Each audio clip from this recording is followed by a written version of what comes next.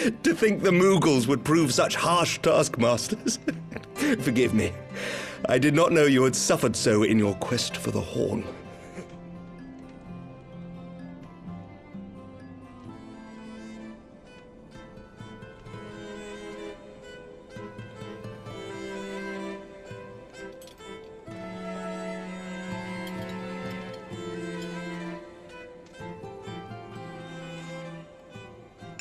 I must say, your spirited accounts always come as a welcome change from the arid reports which fill my days.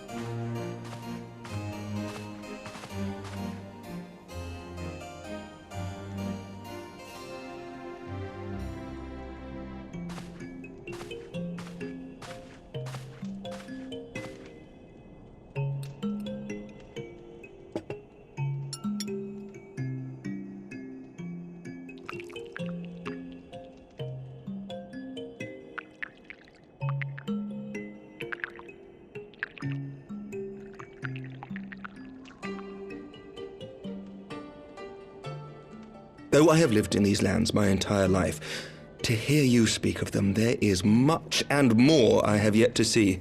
Truly, yours was a marvelous journey.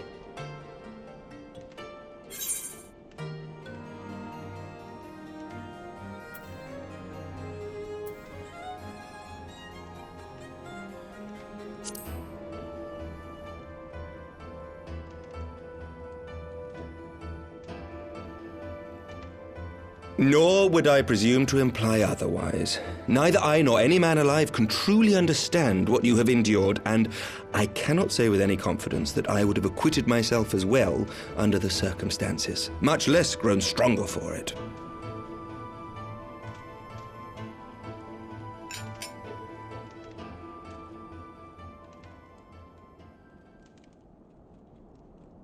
By your deeds, you have helped us to lay the foundation for lasting reform. The formation of the Republic is but the beginning, for it is not only our system of governance which must needs change. We, the people, must learn to let go of our hatreds and rise above our bloody past. I only pray that I live long enough to see us achieve some measure of success, that I might know the lost did not die in vain. I can still see you there on the steps of faith, striding fearlessly towards the worm. If you could do that, who are we to balk at the challenges ahead?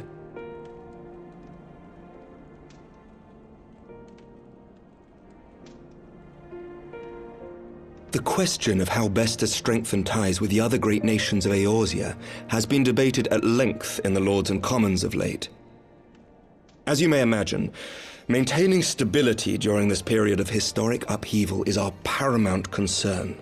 Nevertheless, we are greatly indebted to the Alliance for their support during the Grand Melee, and it would be remiss of us not to repay their faith in kind.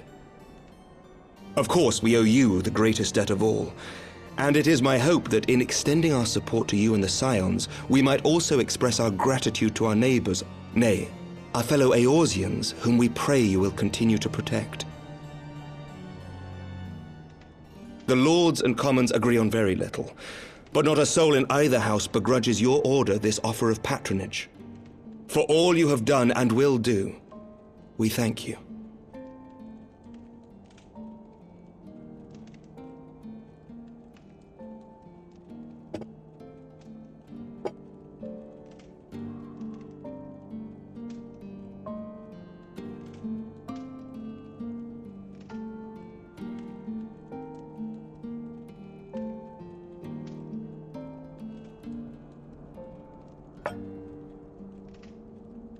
May I ask a personal question? Now that the dust has settled, what will you do? Not as a scion, I mean, but what do you want for yourself?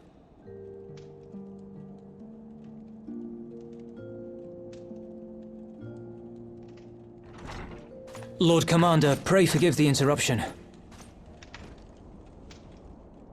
News from House Fulton? An urgent message for the Warrior of Light. I was instructed to deliver it without delay. Master Thancred returned to the manor a short time ago, bearing an injured maiden. Master Leveilleur and Mistress Tataru are tending to her wounds, but they like not her chances. Respectfully, my lord, they have requested the Warrior of Light's immediate presence.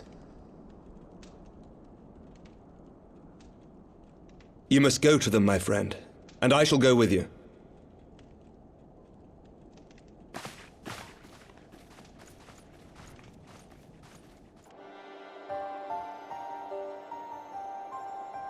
For every ending marks a new beginning.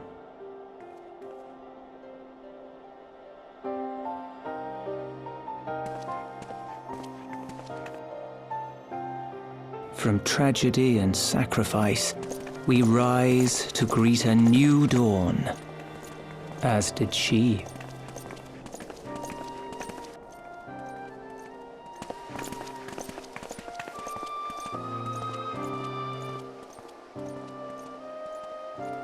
Only to be drawn unto another battlefield, another cause, as if by fate.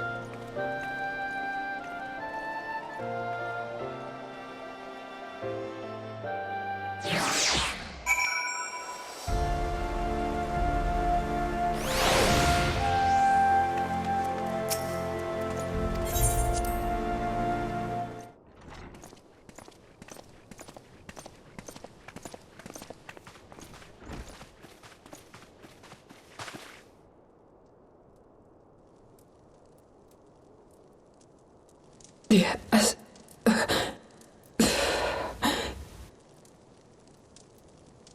Is that... Eorzea, Alphinaud's twin sister. She ran afoul of the Warriors of Darkness. I had been tracking them since the ceremony at Falcon's Nest. Little did I know I was not the only one. Evidently, she had learned of their activities and attempted to shadow them on her own. Poorly. I rescued her in the Heavensward, and together we fled north. But though I made every effort to cover our tracks, they caught up with us on the Ishgardian border. And in the ensuing struggle, Eorzea took an arrow to the shoulder. 'Twas only after we had made good our escape that I realized it was poisoned.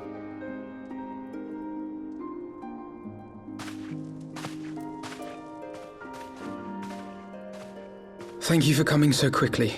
And you, Sir Emmerich. Think nothing of it. How is she? We have done all we can for now. Although the immediate danger has passed, the poison yet lingers in her blood.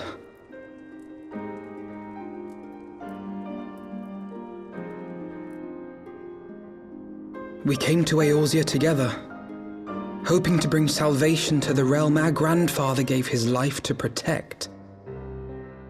But when confronted with the bitter realities of its politics and its petty powermongers, she was driven to anger and to doubt.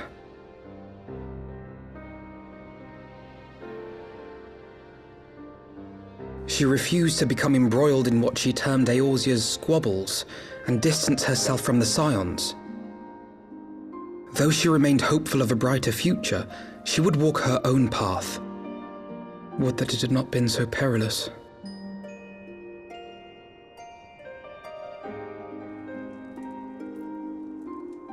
For all our differences, she is as dedicated as any Scion to the salvation of Eorzea. But more than that, she is my sister. To be reunited with her, only to lose her forever. Gods, even to speak the words. Take heart, Master Alphinaud. She will be attended by our most skilled chirurgeons.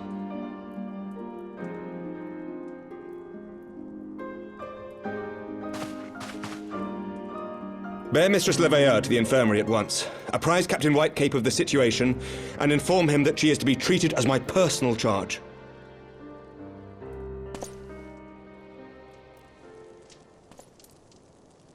Wait, don't go. Please, come closer.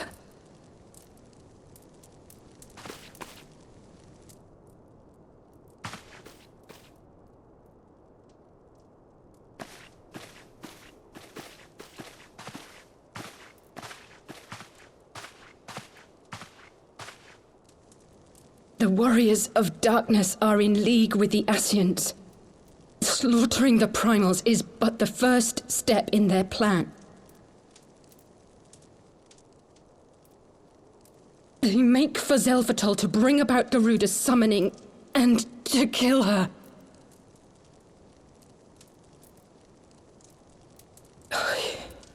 You must stop them.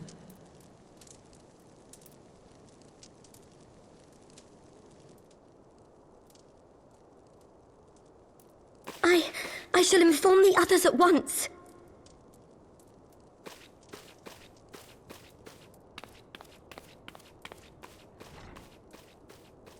Master Thancred, I would ask that you accompany Mistress Levea to the infirmary. Your knowledge of her injuries may well prove useful in determining her treatment. Of course.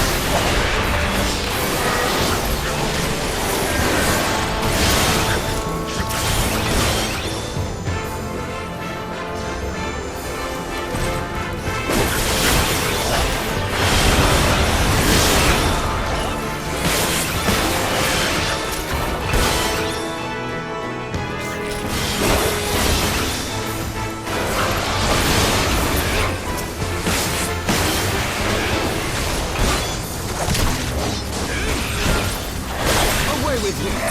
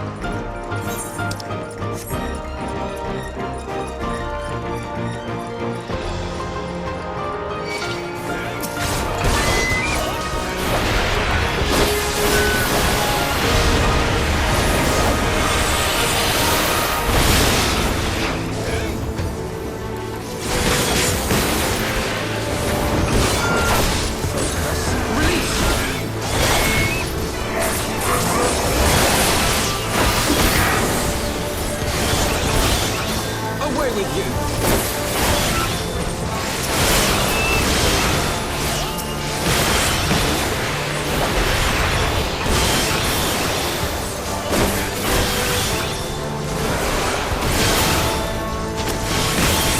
Away with you!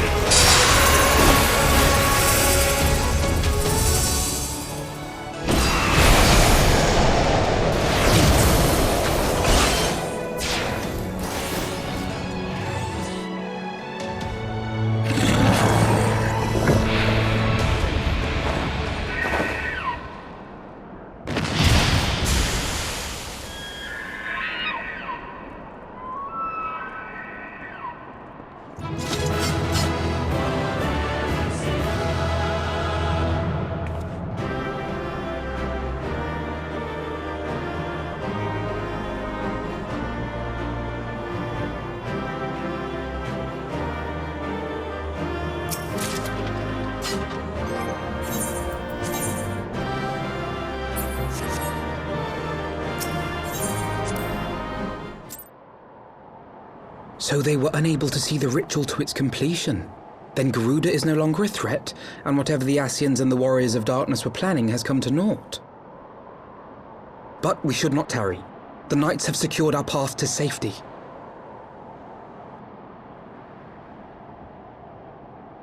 Well, well. What do we have here?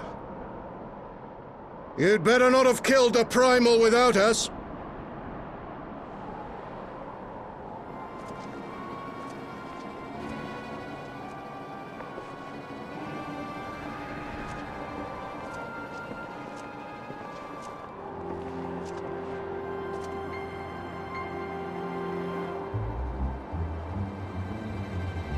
You! Wait, I know you. Still walking, I see. I could have sworn my aim was true. Just what is your game? Leading us the long way so these fools could step in and claim our prize? No. Let's not make hasty accusations. By the look of things, the ritual was proceeding as planned. We arrived at the appointed hour. 'Twas they who erred. It is hopeless. We cannot face them all. Do mine ears deceive? A boy! So that's the way of it. Twins! You had me worried for a moment there. Know that I will happily make it quicker for you, if you just stand still.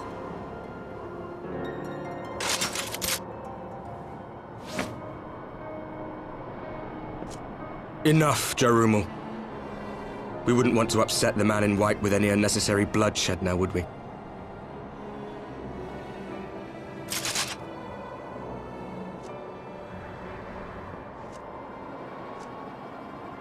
You've been awfully busy since we were kind enough to spare your lives.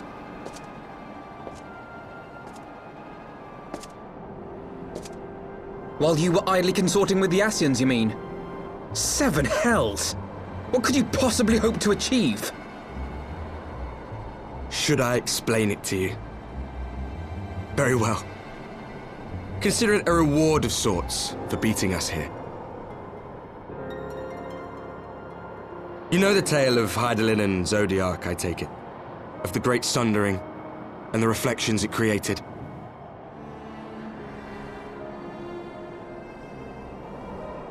Across 10 and 3 they were divided.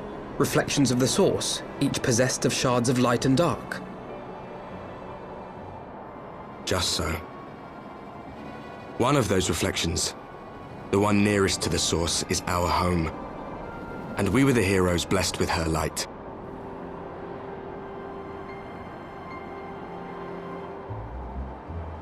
But not all worlds hold light and dark in equal measure. In ours, the power of light was greater by far. So the Ascians, who once threatened our home, were no match. And they fell before us, one after another, till none were left.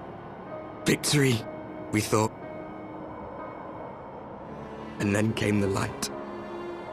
A flood of pure, blinding radiance, annihilating shadow and color and life itself. Ere long, it will consume our world, leaving naught in its wake but blank perfection. That cannot be. Do you honestly expect us to believe such a story? Believe what you like. But it has happened before, on a world far removed from ours. The 13th, which was swallowed by the dark and transformed into what you call the Void.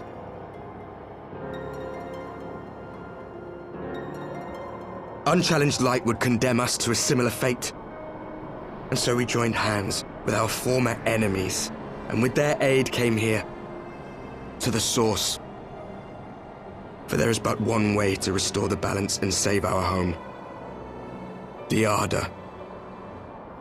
Calamitous destruction with the power to break down the barriers between planes and see our worlds rejoined. You would doom our world to save your own? What would even become of us? Of you? Enough. I tire of talking.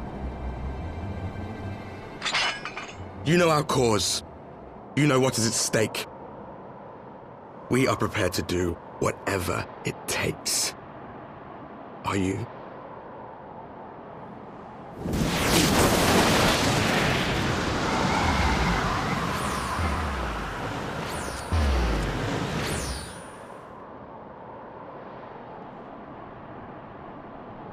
If there is aught you would say it. Otherwise, begone. You have no friends here.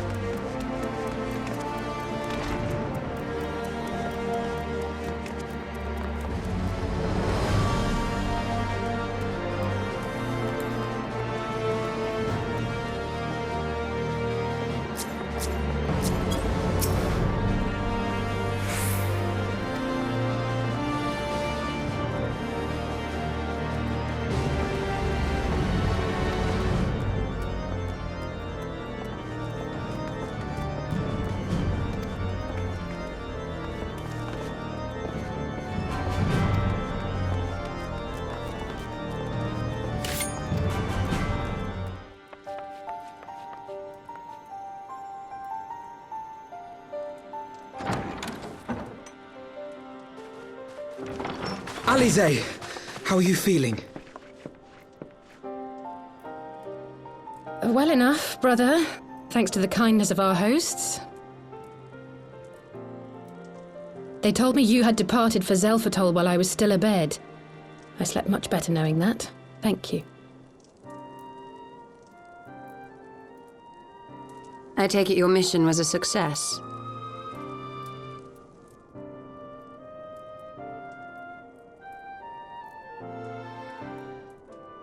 As if we needed any further confirmation that they are in league with the Ascians. But to save another world? I think not. I too thought his story fanciful at first. But it is possible there may be a kernel of truth in all of this. At the very least, none of his claims contradict the word's account. You were following these people, Alize. Why? During my travels, I had oft enjoyed tales of the Scions and their exploits. But after a time, I began to hear whispers of a gifted and theretofore unknown band of adventurers. Adventurers who had supposedly sworn to travel the realm slaying primals in the Scion's stead. The Warriors of Darkness. And in the course of investigating these rumors, you stumbled upon the Ascians' involvement.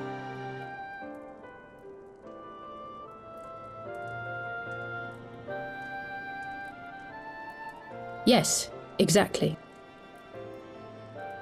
Forgive me, but if these warriors of darkness mean to bring about another calamity, to what end do they hunt primals? To prompt an escalation. To deepen the beast tribe's feelings of helplessness and despair, and thereby drive them to summon ever more powerful gods. And lest we forget, these events do not occur in isolation. With their patron deities being slain left and right, the news of man's victory over Nidhogg must surely have sown panic in the minds of the beastmen. 'Tis no wonder they wish to defend themselves.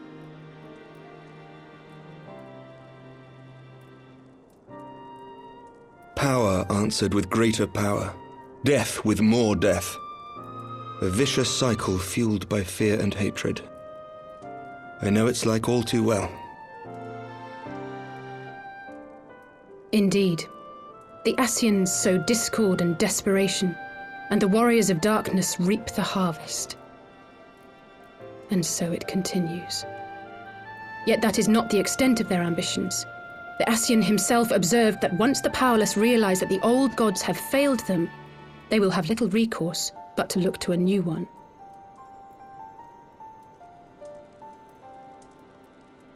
We cannot let that happen. It should come as no surprise, but Eorzea and I have uncovered evidence that the Ascians have been manipulating certain parties to ensure that a constant stream of crystals flows into the hands of the beast tribes. If we sever these supply lines, we should at least be able to slow the escalation. Agreed. Kral and I shall journey to Zelfatol and learn what we can of the Ixal's source. Then I, for my part, pledge to lead a similar investigation into the origin of the Nath supply. Sir Emmerich?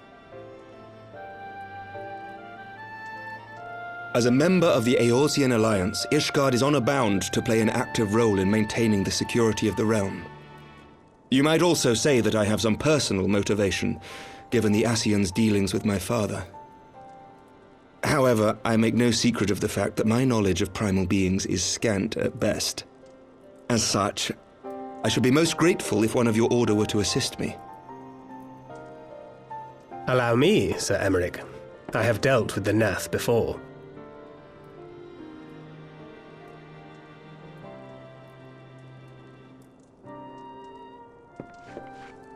Let us consult with Eorzea then. Given his dedication to the study of primal beings, I should be surprised if he could not tell us something of value. Allow me to accompany you, brother. And before you think to refuse, know that I am not the girl I once was. I shall not be a burden. You have my word. But Eorzea, you...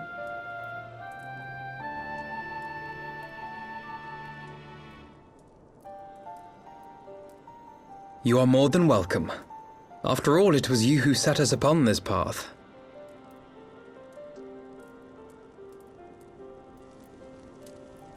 Wait a minute. I'm afraid I can't allow you to leave just yet. Not until you try on the new outfit I prepared for you.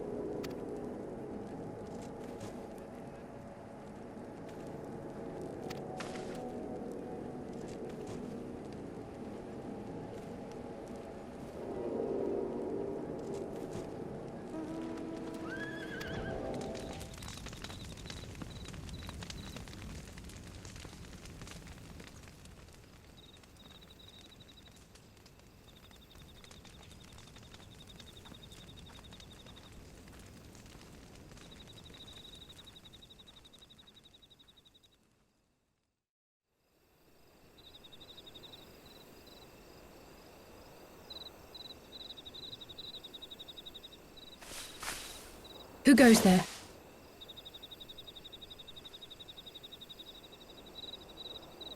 Oh, it's you. Forgive me for straying from the camp. He hasn't been feeling too welcome, to say the least. I thought a change of scenery might do him good. But, alas.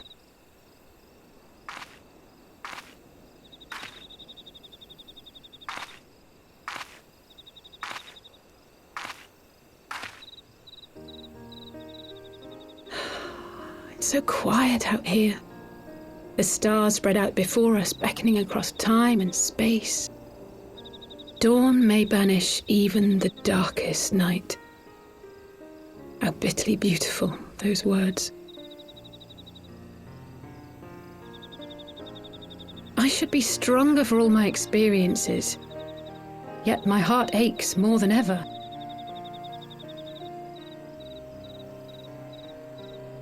I never understood why Grandfather gave his life that day. I thought that if I came here, I would find the answers I needed.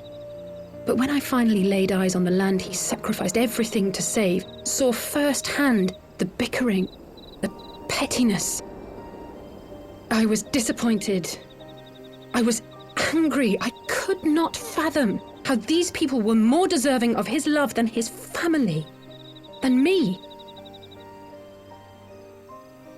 Nevertheless, I had to believe he had good reason. I was determined to uncover the whole truth of the calamity and, perhaps in so doing, find my own purpose in this sea of chaos. My travels have been enlightening, but I cannot say that I have enjoyed them. I have lost count of the many petty crises that I was helpless to resolve and of the people whose actions I could not understand. There were others, of course. Good people.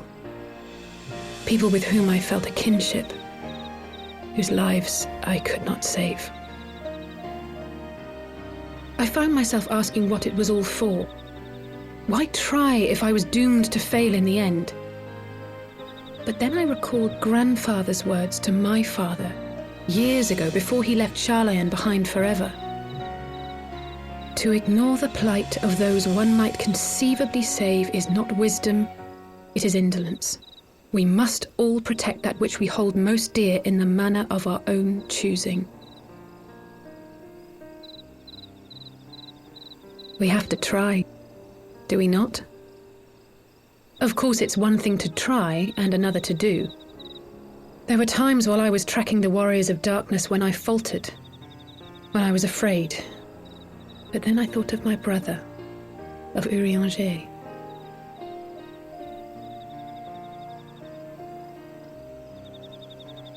Oh, pray forgive me. This conversation has been rather one-sided, hasn't it?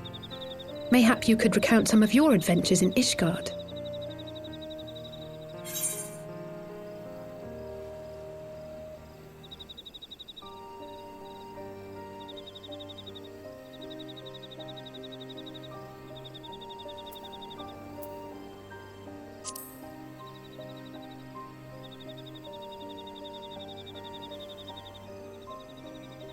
We had no clear memories of our life in the hinterlands, having returned to the motherland as infants.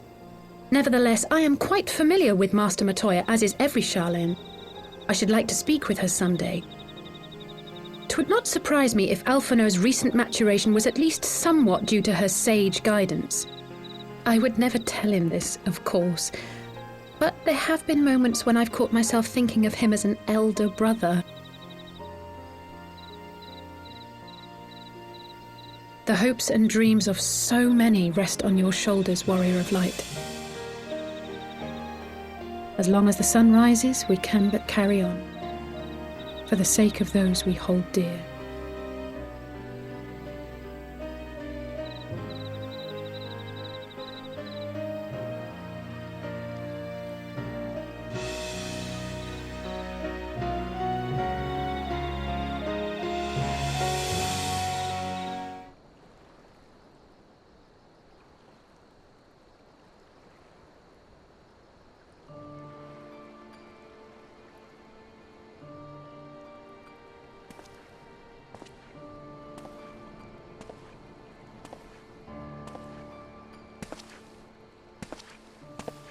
To what end dost thou cling to the tainted gifts of the Mother?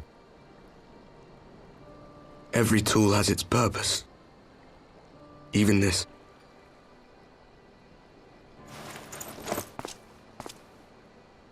Well, what is it? The seeds sown in Vilbrand have been plucked from the earth and left to wither. Alas, Titan's demise sufficed not to drive the kobolds to deepest desperation.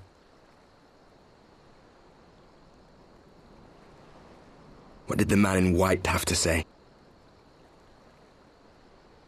That we are to proceed as he did first set forth. Well, that's easy for him to say! It's not his bloody world on the brink of destruction, is it? Be thou well reminded that with an end to Ishgard's unrest, naught now remaineth to preoccupy the Scions' thoughts, and thus may they devote their every energy to thwarting thee and thine. I foresee only greater difficulties ahead. Foresee? Are you sure you don't welcome them? I'm starting to think you might hold a candle for your old friends after all. Pray do not mistake mine intent. I but look upon the path which lieth before us with due trepidation. Shouldst thou be of like mind, pray consider then another course. For the power to invoke the ardour belongeth not unto the Ascians alone. With thine own hand strike down thine enemy, the so-called hero who would see thy home lost to light. Do but this, and thou wouldst at a single stroke disrupt the all-too delicate balance of this realm, plunging her straightways into chaos.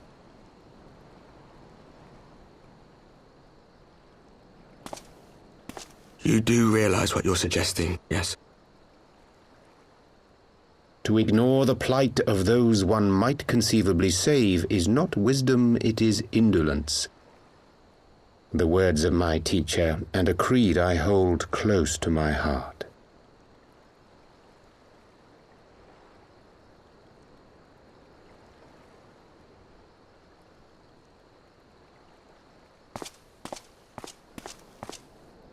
Very well. Draw her out. We'll make it quick. It shall be done.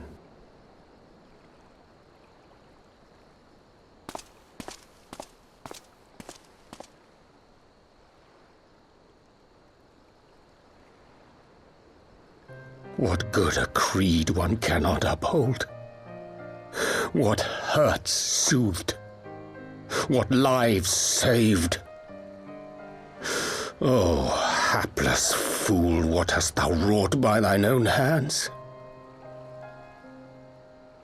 Minfilia, my friends, I shall not now beg your forgiveness. Full deeply though it paineth me to walk it, I shall not stray from my chosen path.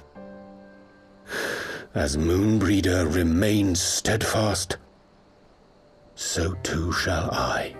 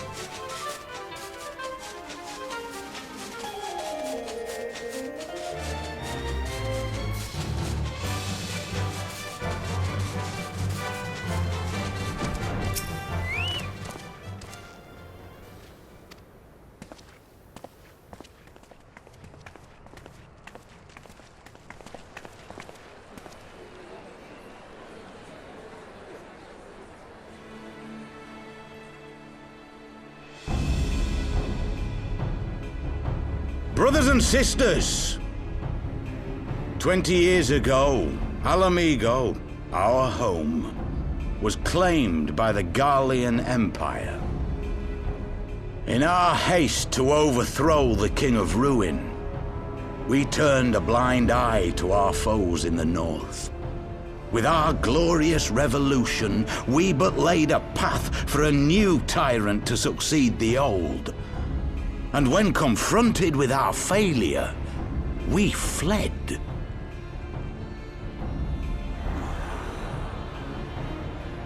Not a day goes by that I do not think of those we left behind.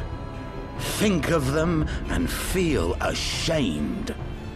And I know each and every one of you feels the same.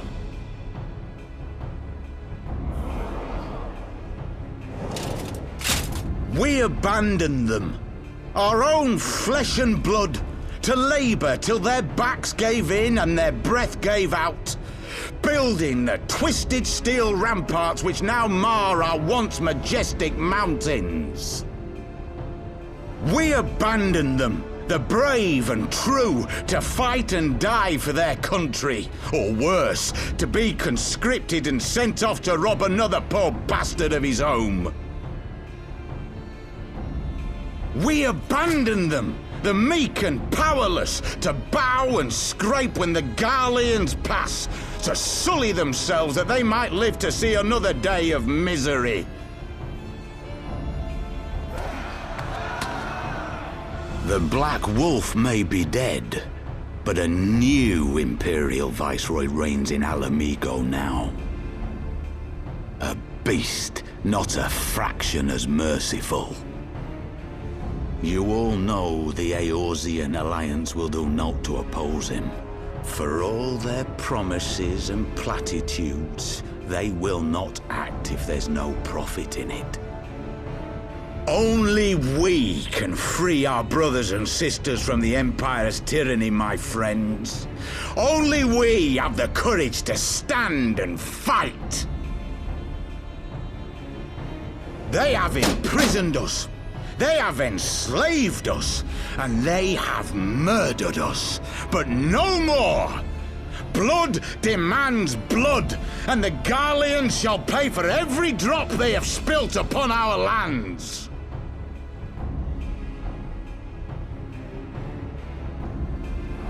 This I promise you, for we have a power within us, my friends.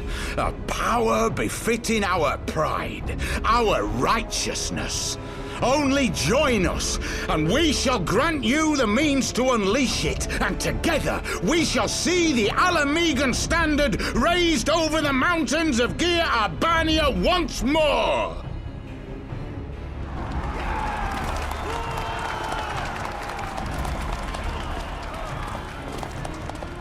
A power befitting their pride. Not at all ominous, that. Wait, is that...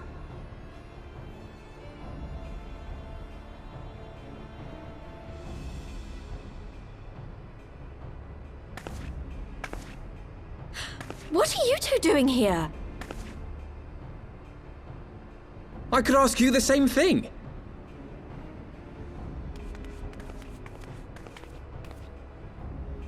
Well, this is quite the surprise.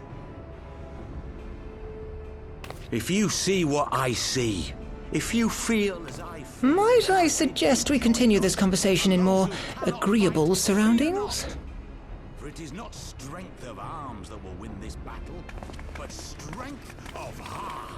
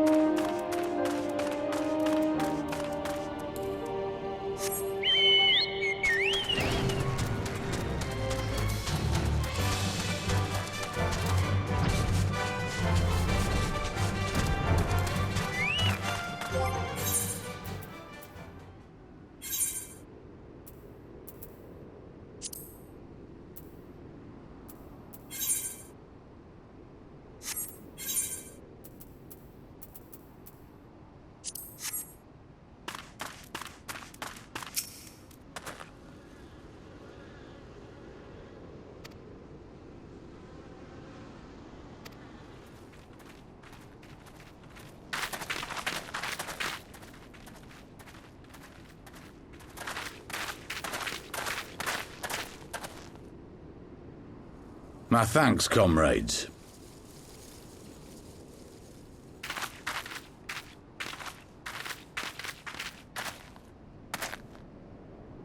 You must be the esteemed adventurers of whom I've heard so much. I understand you have taken an interest in our cause.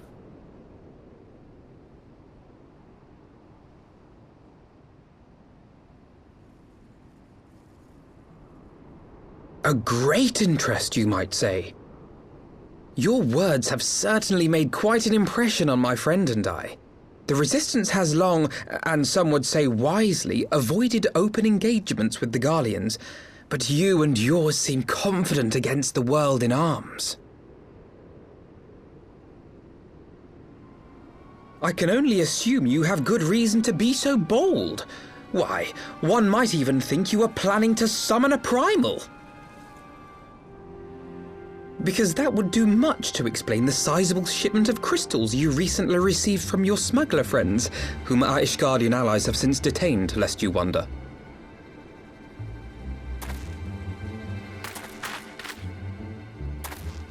I'd like to hear more about the Griffin.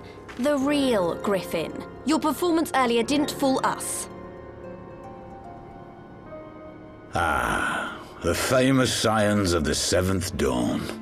I should have known better than to think I could conceal the truth from you lot.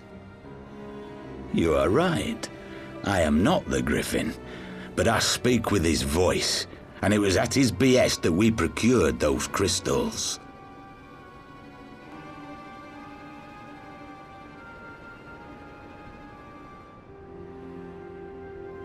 You are wrong, however, if you think that we procured them to summon a primal.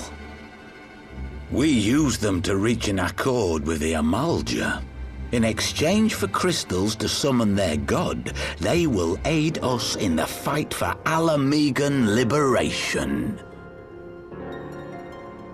You've got to be joking! Have you gone completely mad? When people find out you helped the Lizardmen summon Ifrit, they'll turn on the Resistance. Alamigo will never be free!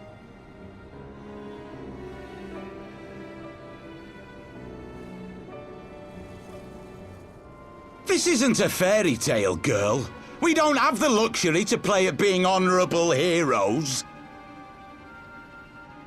It's because the likes of you wouldn't sully your saintly hands that Alamigo's been under the yoke for the past 20 years.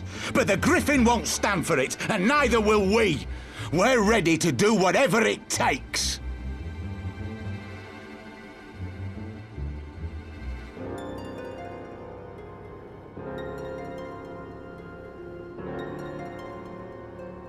What proof do you have of this arrangement with the Amalja?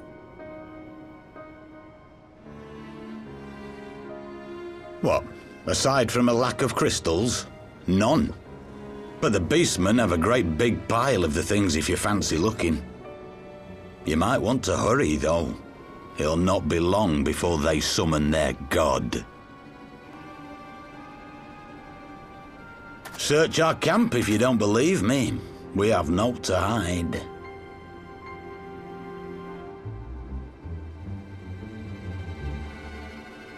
If there is a cache to be found, Ida and I will find it.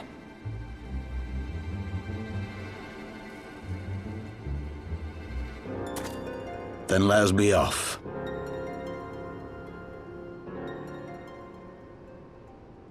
Are you perchance the Warrior of Light?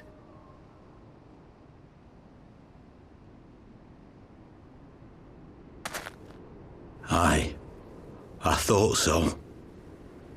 You should know that a great many who have joined us did so because you saved them. Because you showed them that one brave woman can make a difference. You saved me too once. Helped a friend over in Quarry Mill make some medicine I needed. But that was a lifetime ago. On behalf of my brothers and sisters, I thank you. You gave us hope where there was none, courage and strength when all was lost. We shall not squander your gift.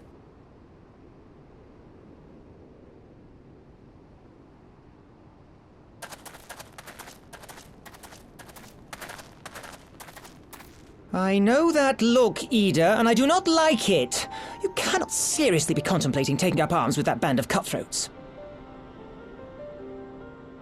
I just...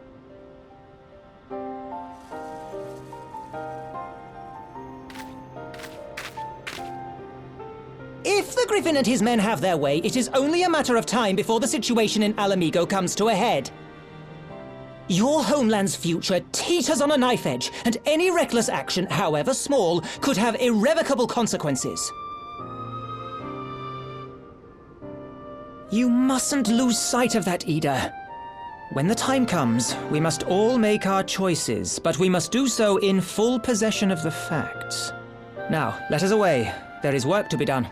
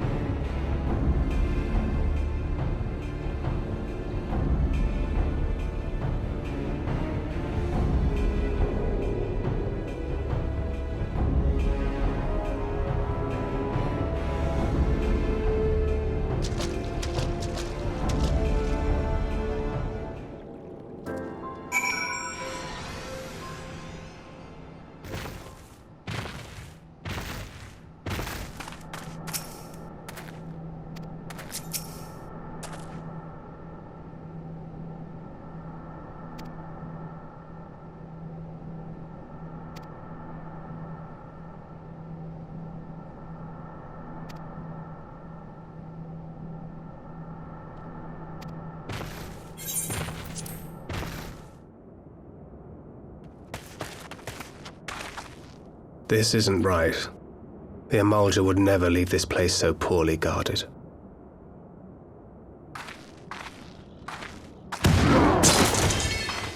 Not willingly, no.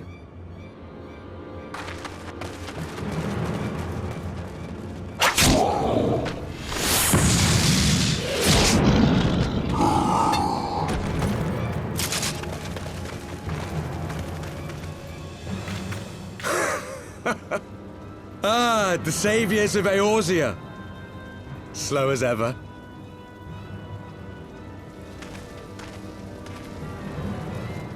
By the 12, will you never learn? You know, you're right. Mayhap it is time for a change of tack. Killing primals, tormenting beastmen, hastening the birth of a new god. It's all a bit much, isn't it? And frankly, we don't have the leisure to do it.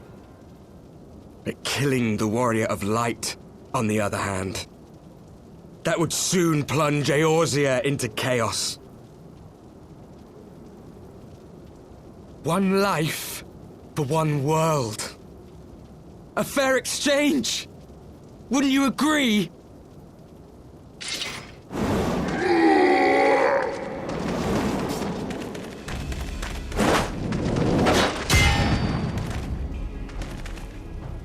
Lest you forget, you've more than one opponent.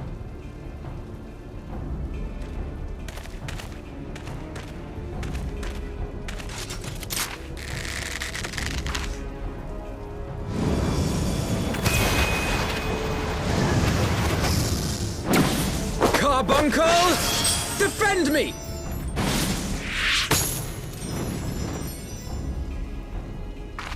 I sense you will offer more than mere target practice, unlike your sister.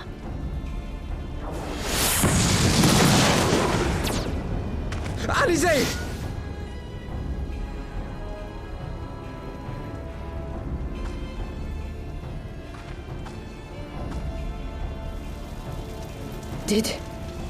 Did I not tell you, Alphino? I am not the girl I once was. My brother was always the clever one, while my talents lay elsewhere.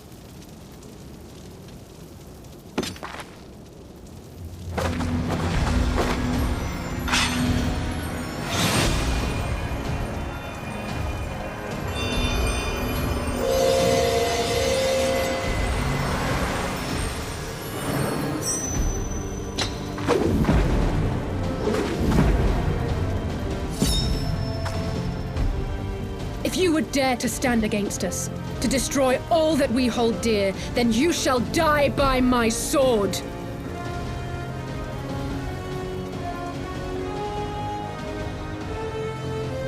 Let's finish this.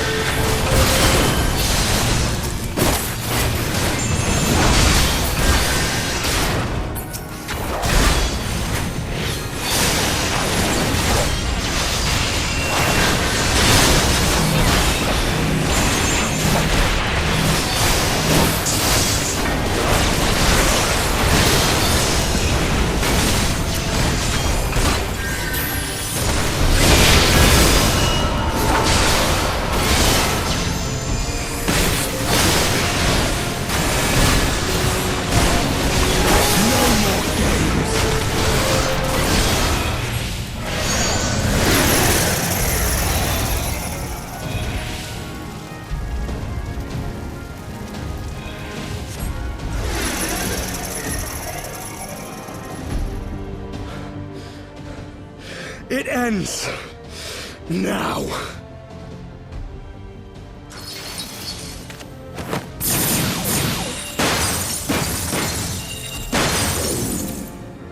What? The chains!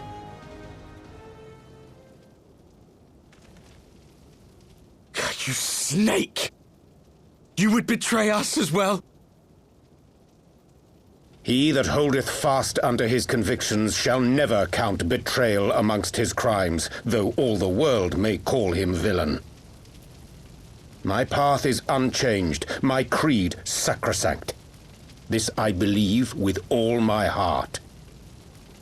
But say, warrior of darkness, and speak true, what dost thou believe? That rendering up the souls of thy world in service to the rejoining will grant it salvation? Nay. By the 12! Eorzea!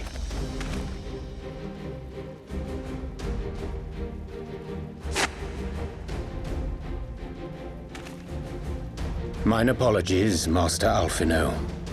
That the brightest light might shine, duty did compel me to walk in darkest shade.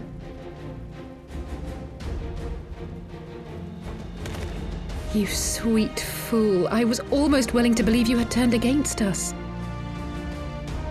I expect a full explanation when this is over. For now, may I assume you have turned your cloak for the last time? Thou mayest, my lady.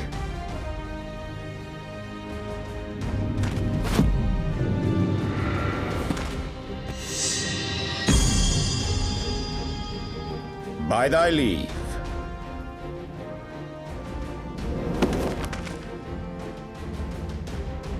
Even odds, then. No matter. We'll crush the lot of you in one fell swoop!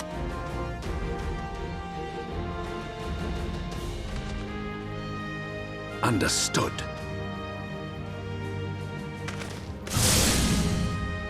Hearken to me. We only have one chance.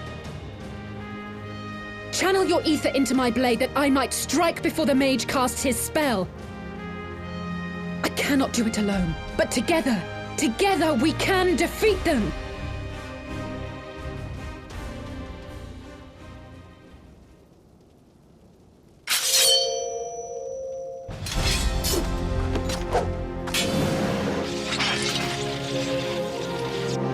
Make ready! They come!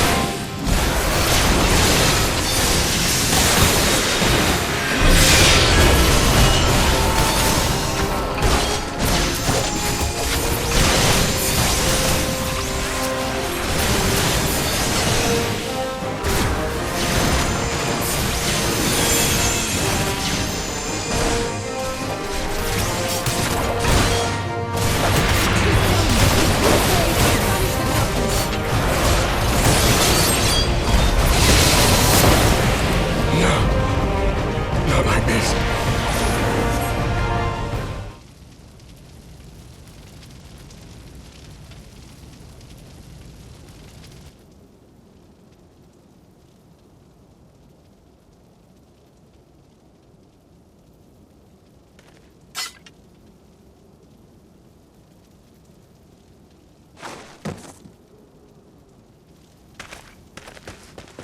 Alize, are you hurt?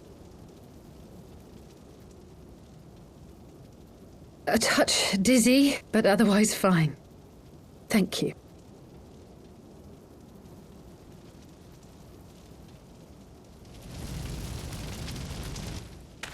And there you have it.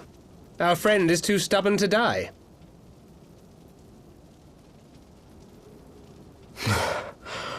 We are far from finished.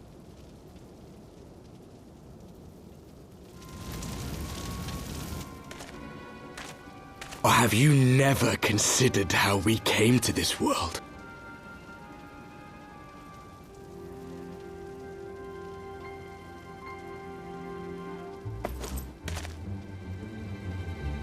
Crystals? You mean, like the Ascians? Just so. As the Ascians flee unto the rift twixt planes with crystals of darkness, so did these warriors come hither with crystals of light.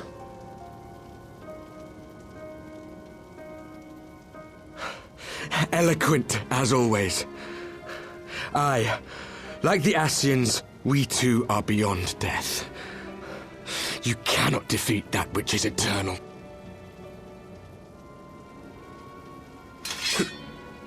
Wait!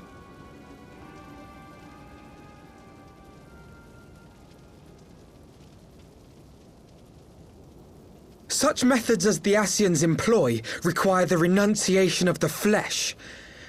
You would have had to...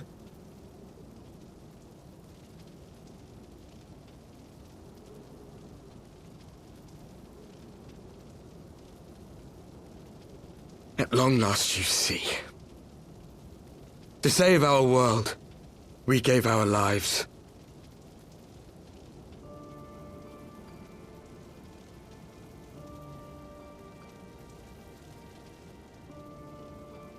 We were just adventurers trying to make our way. An odd job here, a favor there. We never aspired to be warriors of light. But word of our deeds spread, and soon people were calling us heroes. They placed their hopes and dreams on our shoulders and bid us fight for all that was good and right.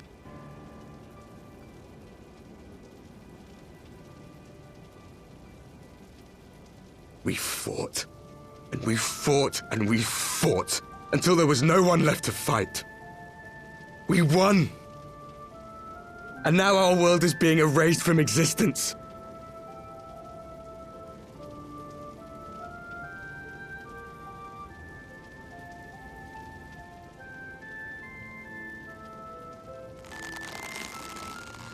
We did everything right.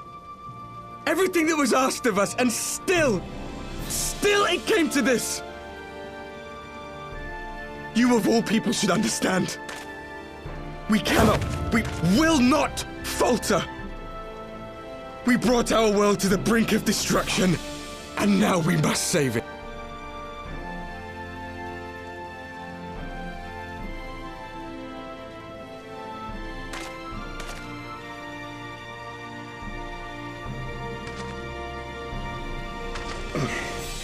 I've died before, Arbet. I'm not afraid to die again.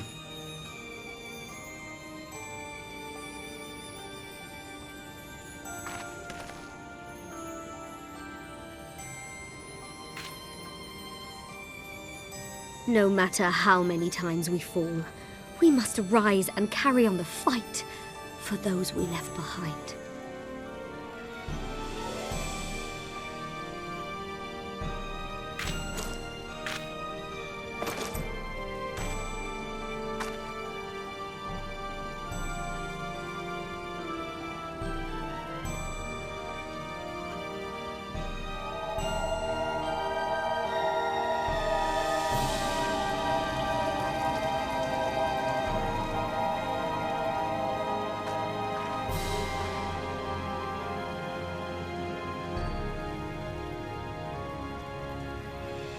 to have known the depths of sorrow and embraced the highest sacrifice.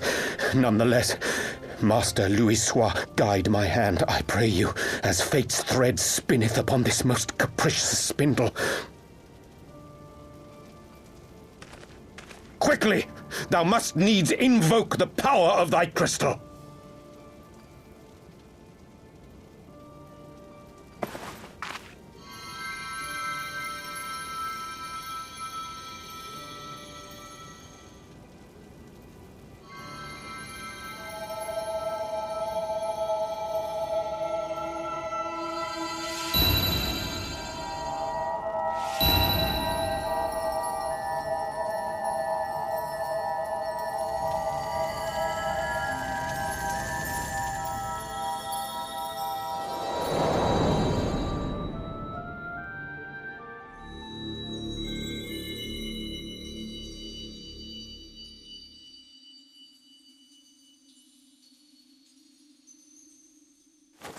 What is this place? Such pain. Such sorrow. Oh, my dear children. It can't be. Mother Heidelin, hearken unto your children's plea. From two worlds do we gather, and from two worlds do we offer a bounty of light. In this desperate hour we do beseech your intercession. We beg an audience with the word of the Mother, with your chosen Minfilia.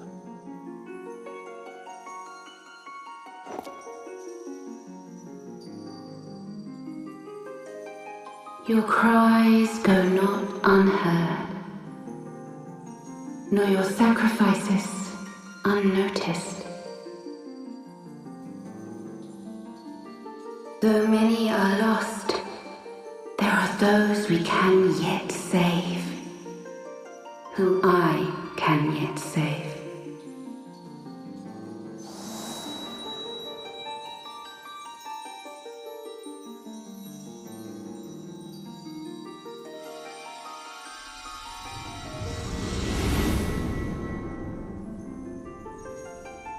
Minfilia.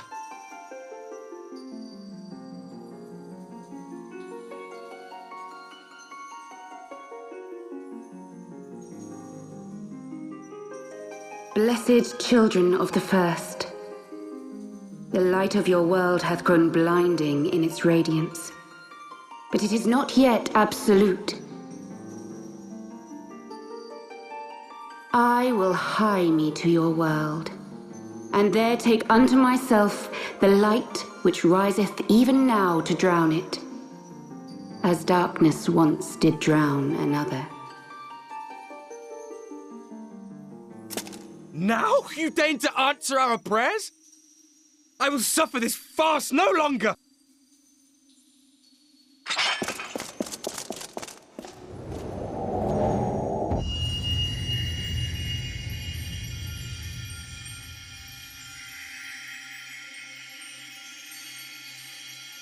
As the Ascians must serve as instruments of Zodiark's will, so too must others carry out the will of Heidelin. But for the boon you have granted her, she has grown strong enough to set me free, that I might serve as her emissary. Your suffering, your sacrifice, your supplications, she has heard all. We will not let the first fall to light.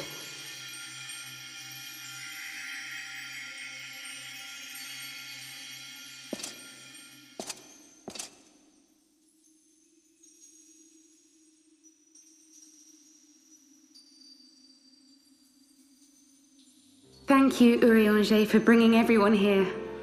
It fills my heart with joy to look upon the faces of my friends once more.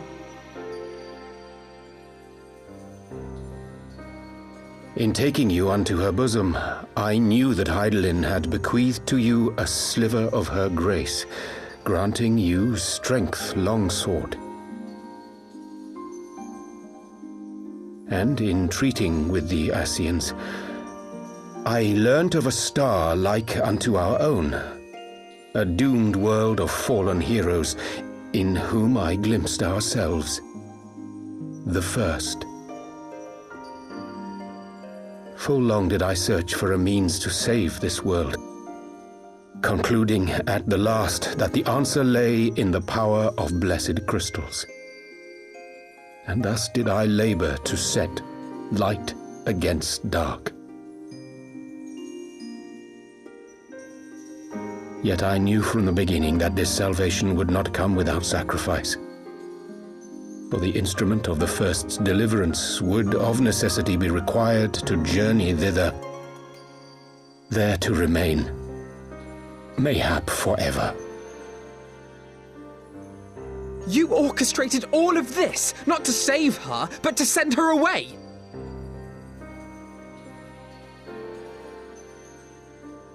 One life for one world. Such was the bargain, and you the coin, though it were not mine to spend.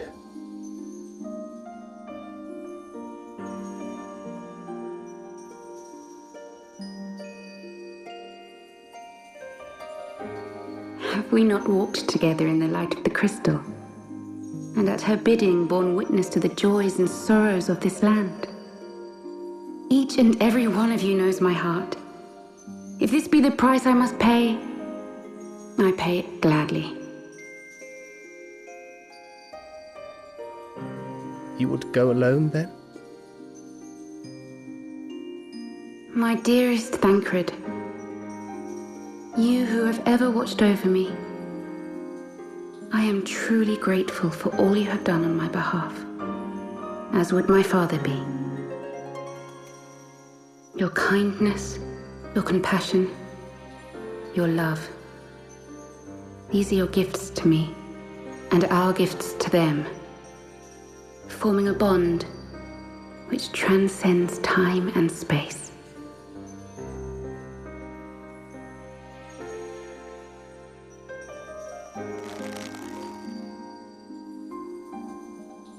Sometimes I forget you are not the child I once knew.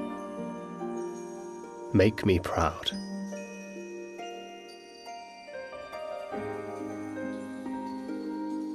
Long have I watched you from Heidelin's side, watched as you nurtured and kept safe the light of the dawn.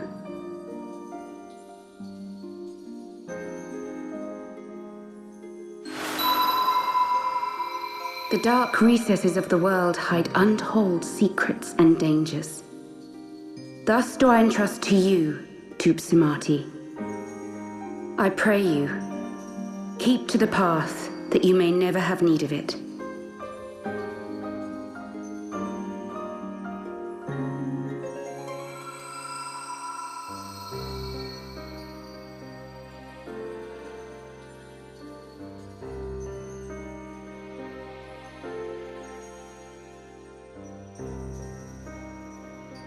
Twould seem the power of our crystals is all but spent. Perhaps, if there is naught else to be done.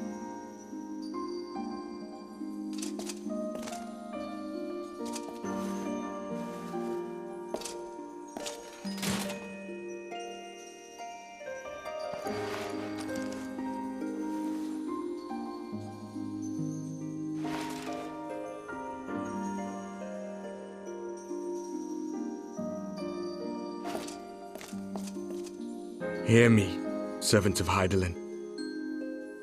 If you would have us place our trust in you, then I would ask a favor. Take us with you. Take us home.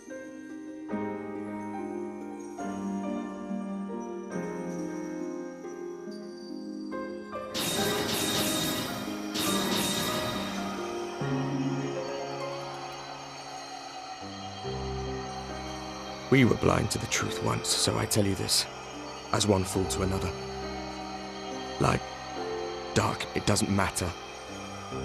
What matters is how you choose to use them. We made our choice and you see what came of it, so please, forge a different path. sees a better fate.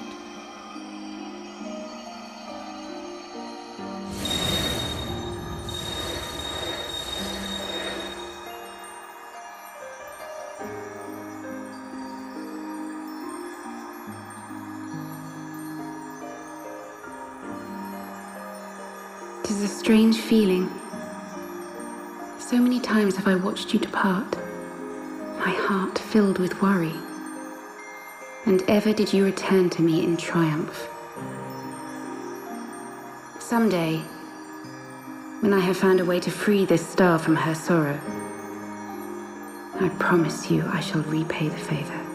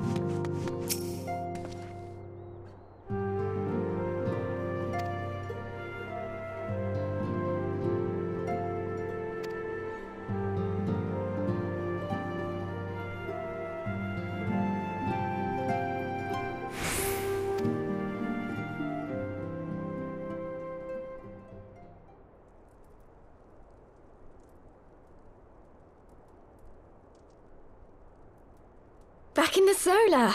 It's been too long since we were all together like this. Not since after Moonbreeder. Much has changed since then. We ourselves, most of all.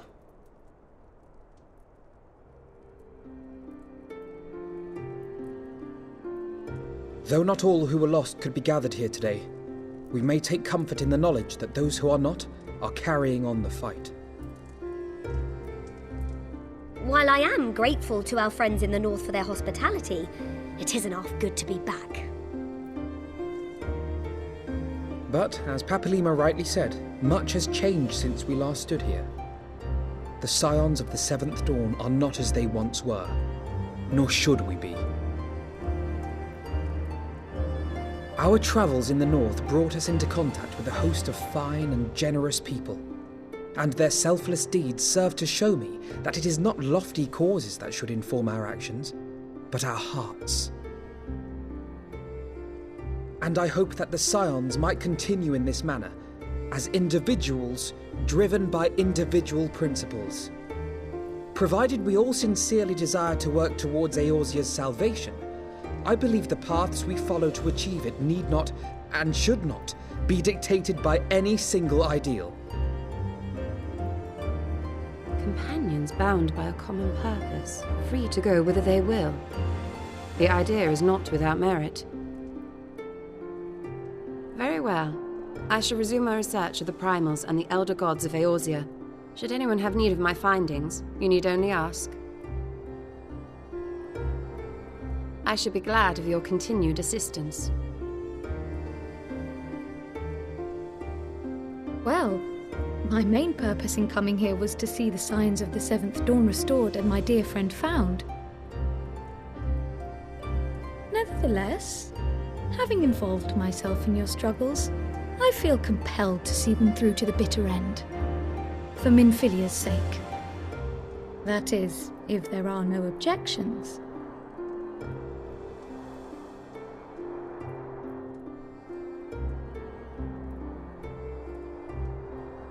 You will always be welcome here, Kryl.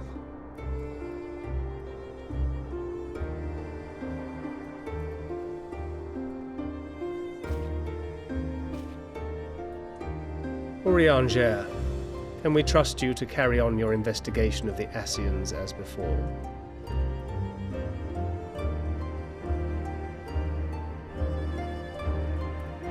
Regardless of mine own desires, I am undeserving of your trust, having so villainously deceived you all. Now, I'll hear no more of that. 'Twould be disrespectful of Minfilia's wishes. She entrusted matters here to us, that we might protect this star and understand the truth which hides at her heart. Mayhap I can handle the former, but I think you far better suited to the latter. No?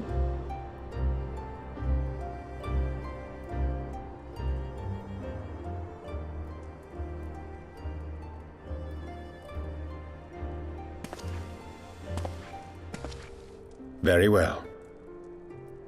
Then out of love for my Lady Minfilia and Moonbreeder both, this shall be my solemn charge. Papalimo and I should probably return to Thanalan to keep an eye on the Resistance. There's still the matter of the Griffin and the Amalja, not to mention the new Imperial Viceroy. That little lot must be worthy of our attention, right?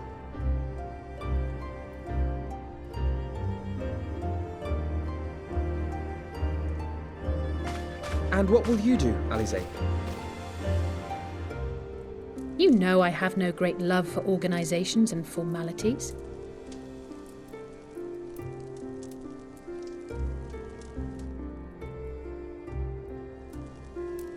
That being said, this new approach you propose is not wholly objectionable, and we've always got her to keep us from bickering. But I will suffer no titles. I am not here for House Leveilleur, nor to walk in Grandfather's shadow.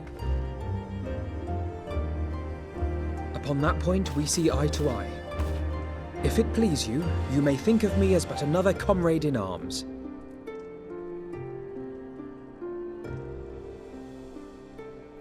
Well then, Alfie, I, for my part, shall see to the paperwork and the finances with my characteristic aplomb. I would not have it any other way, Tataru. And we mustn't forget you. What now for the Warrior of Light?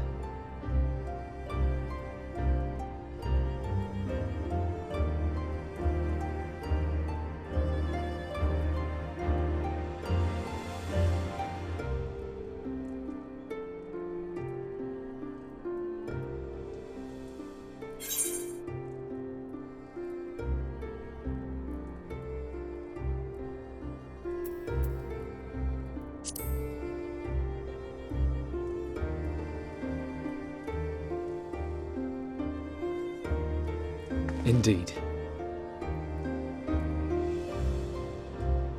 The path behind us was fraught with hardship, and the path before us will be no less unforgiving. But a new dawn shall break over the realm, and I see before me the faces of those who will deliver it.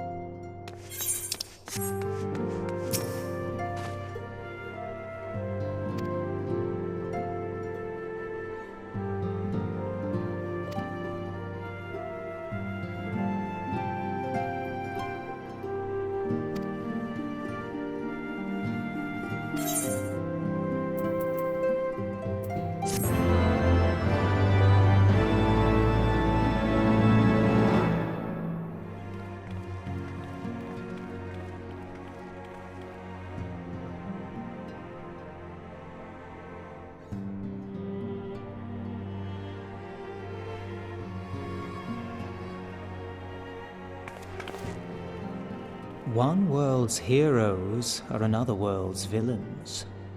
One world's loss, another world's gain. Where men go as one, there is life. And where there is life,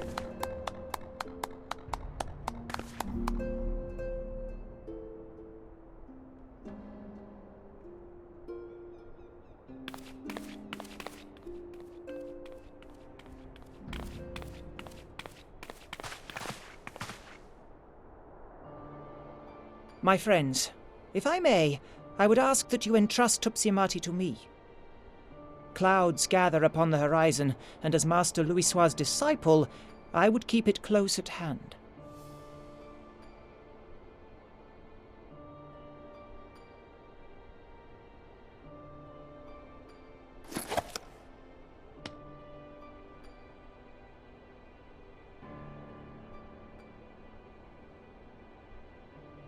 Thank you. I shall guard it well.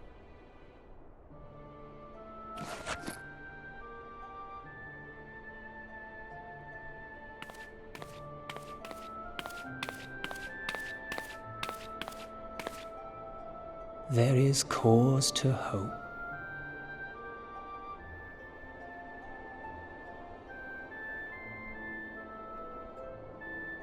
For every ending, every parting, marks a new beginning.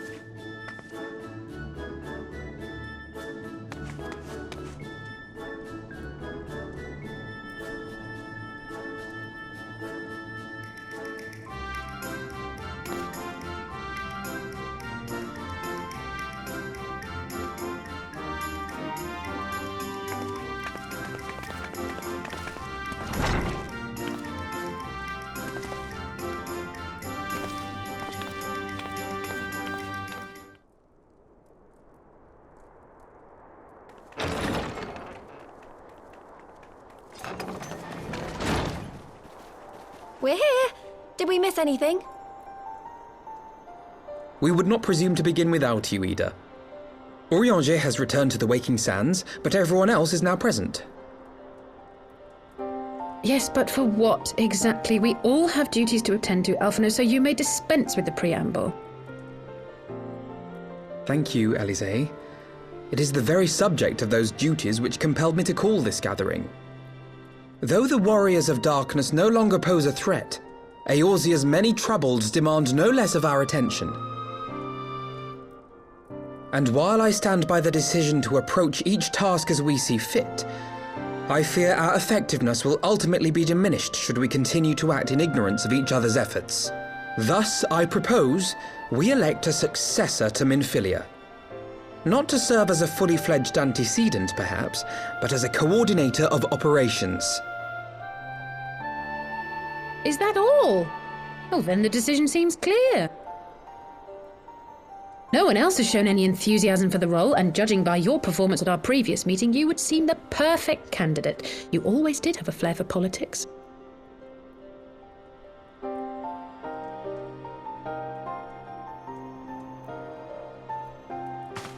I did not mean to... That was not my intention. As my tenure as commander of the Crystal Braves comprehensively demonstrated, I lack the qualities required for such an office. I would much prefer to remain as I am now, a soldier in the field, so to speak. Should none of our number step forward, must we then constrain some unwilling candidate to take up the position? Well, based on merit alone, a certain adventurer would be my choice. Though I concede she might struggle to balance her new responsibilities with, let me see, slaying primals, thwarting legatuses, and feeding the orphan poor. Thancred makes a good point. Any who would wear such a mantle would be bound by its obligations. Have we not become sufficiently familiar with each other's methods to act without an overseer? At present, I see no cause to so willingly limit one of our number. Oh my goodness! Help! I need some help here!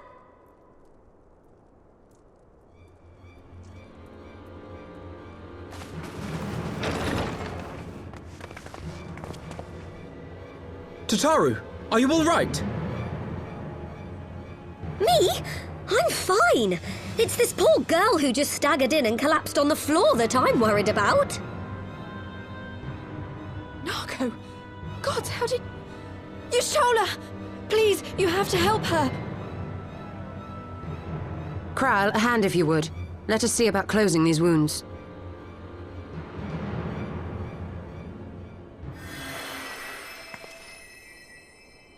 Now, we've staunched the bleeding, but it may be a while before you can move about again. Though having seen your wounds, I'm surprised you are still moving at all. Thank you. My message. It was too important to delay. I took the shortest route I could, though I knew it was more heavily patrolled. As you can see, my efforts at evasion were not entirely successful. Honestly, you're too brave for your own good. What was so urgent that you needed to fight half the Empire to get here? You could have been killed. I'm sorry, Ida. I had good reason. But I imagine your friends are wondering who this bloody mess of a Mikote is. My name is Minago, and I belong to the Alamegan Resistance. I came to warn Ida and Papalimo about one of our leaders. A man who calls himself the Griffin. He's always been dangerous, but he's planning something new. Something reckless. The Griffin, you say? I've heard the name. Rumor has it your man is eager to test his claws. Aye, and on no easy target. He means to assault Belsar's wall from the Alamegan side. But what does the Griffin possibly hope to gain from such an attack? From what I understand, he wants the fires of war to spread to Eorzea. And for that, he needs to control the border with Gridania.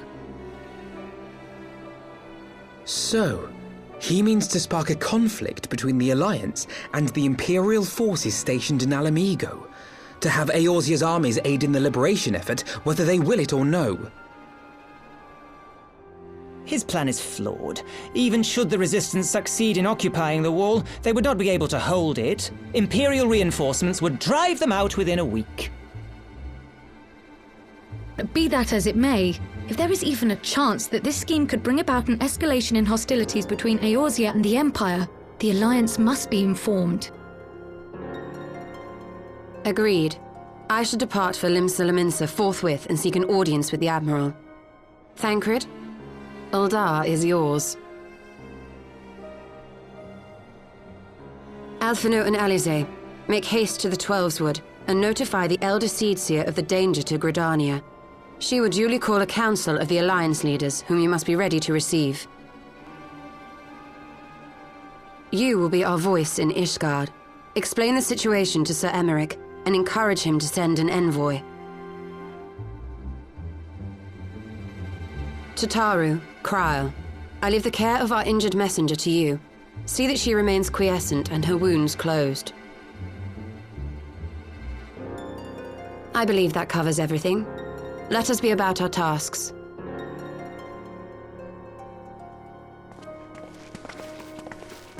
I suspect the ill tidings from Girabania will be held as a turning point. The beginning to a bloody end. The business of war was ever conducted with the coin of self-sacrifice.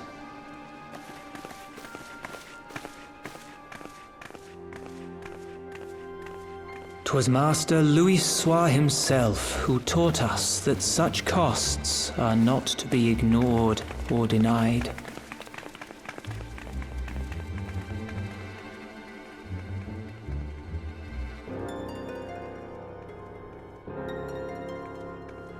And so I shall embrace them.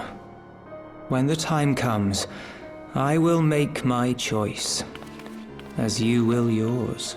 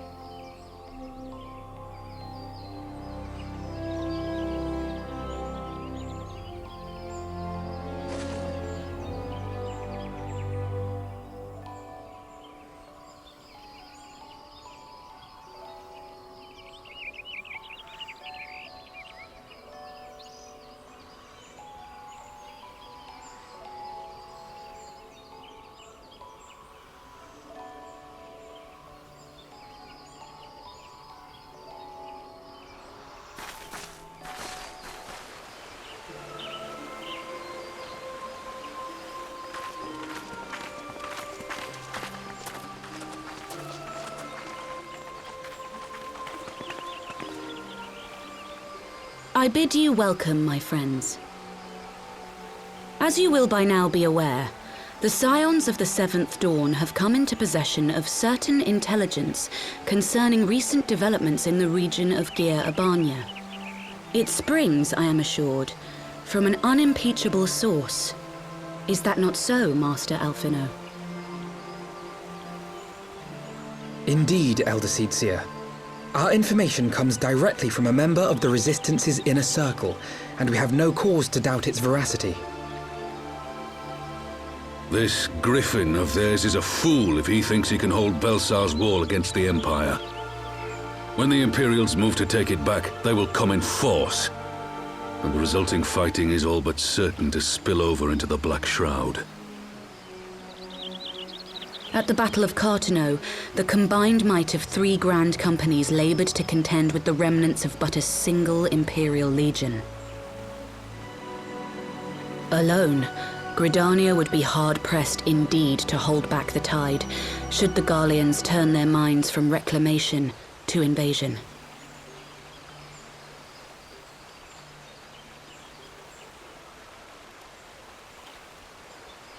May I once more convey my nation's deepest regrets for our inaction in the days prior to the calamity. 'Tis a stain upon our ledger that I would fain remove.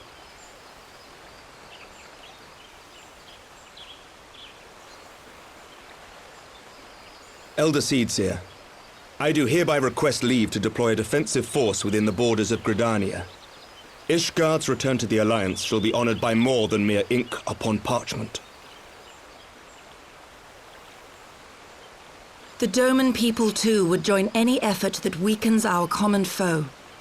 We are few, but our most seasoned shinobi are at your disposal. On behalf of my people, I offer you my humble thanks. Gridania welcomes your assistance. It is time we set our contingency plans in motion. Is the Alliance agreed?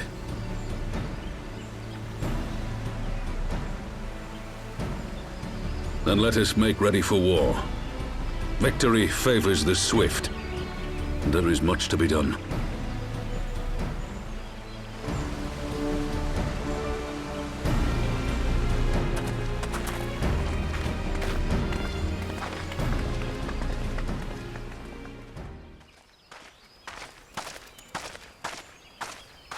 The Council knows that Alamigo will not soon be wrested from the Empire, and its decision to bolster the border's defences seems eminently practical. Why then, brother, do you scowl so? I agree that they have chosen the wisest course available, indeed the only reasonable one. Yet something feels awry. In making ready for war, is the Alliance not granting the Griffin the very thing he desired? Any attempt to hold the wall is doomed to failure, aye. But I wonder if we have misjudged the prize for which he plays.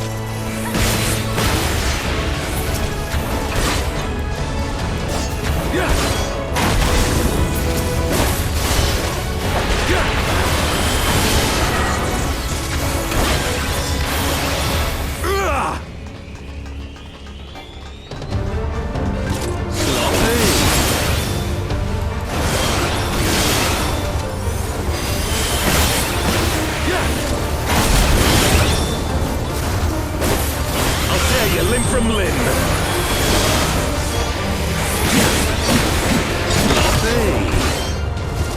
For Alamigo!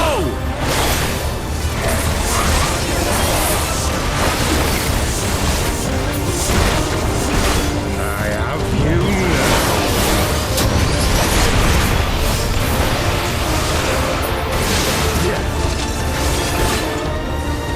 How'd you like these?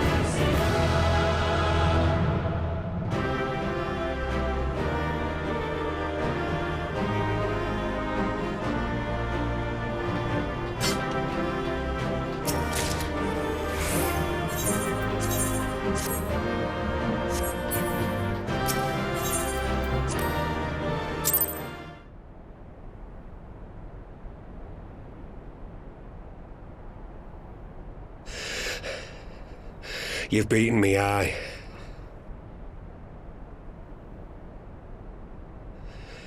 But you cannot stop what I've begun. Behold, a glimpse of things to come.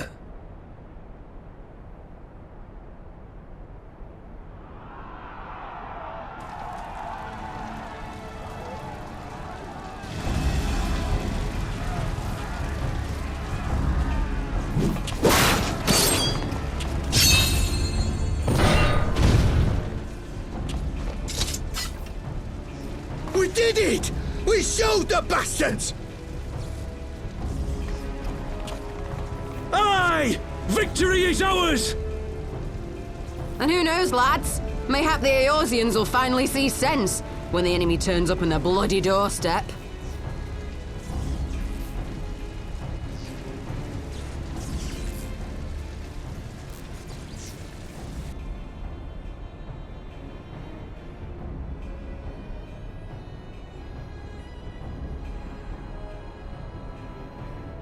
This is for Alamigo, for Eorzea.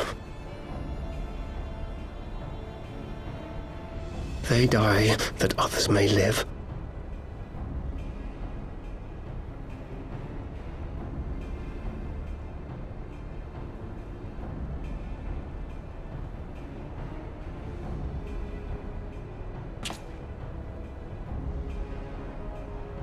Vanguards! Attack!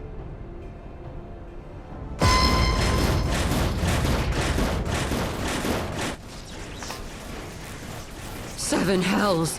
Do you hear that?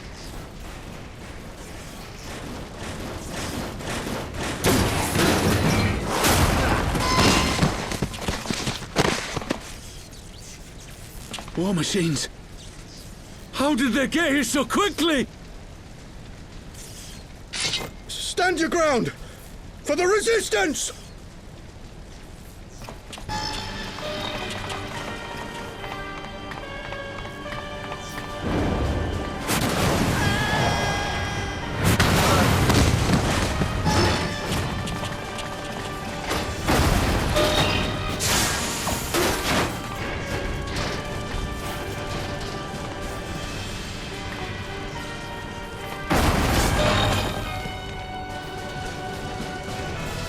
There's nowhere to run! We're cut off!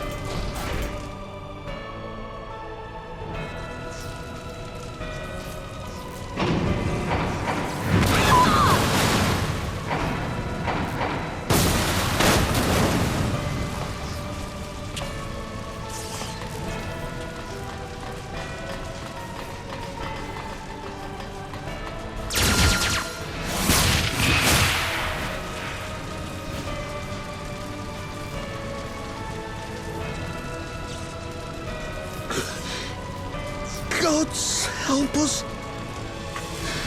What were we thinking? The Empire's too big. Too powerful.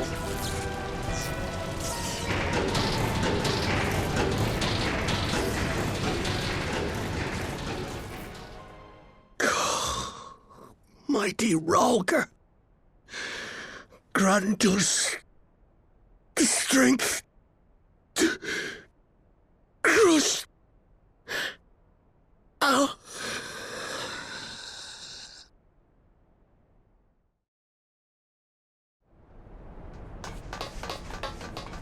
There you are. As you can see, our infiltrators did not elude me for long. Lady Ugiri is sending for an airship even as we speak. What do we do? This is a massacre!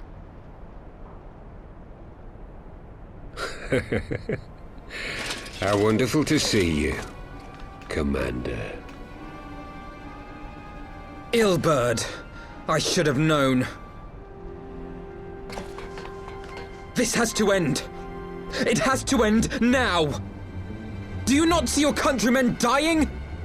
Have your ideals rendered you blind even to that? Order the retreat, and we will help your soldiers to safety. Retreat? With the moment of my triumph so close at hand? You truly are a sheltered child, Leveilleur.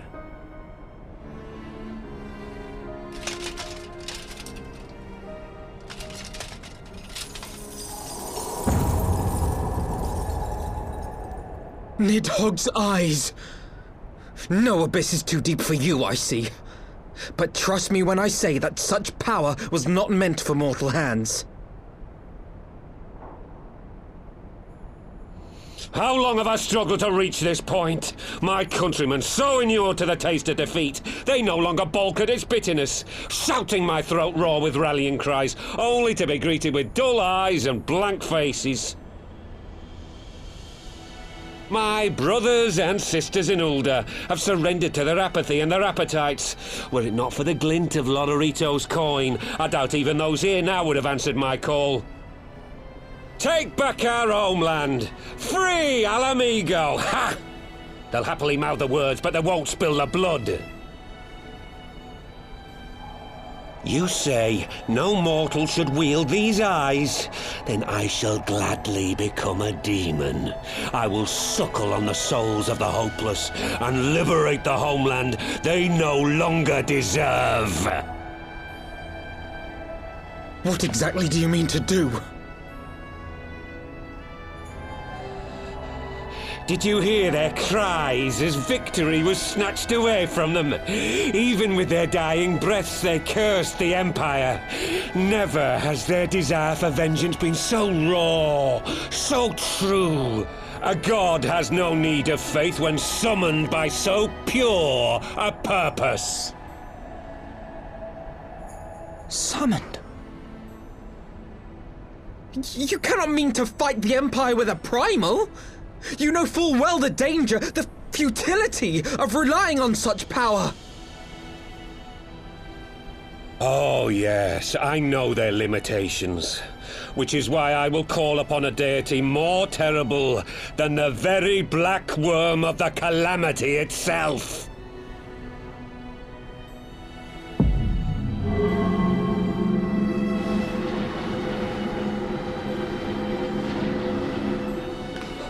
What?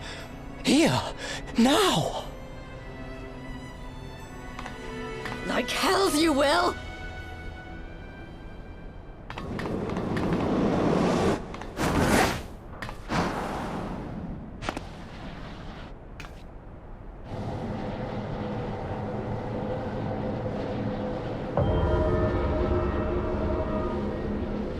An ending to mark a new beginning.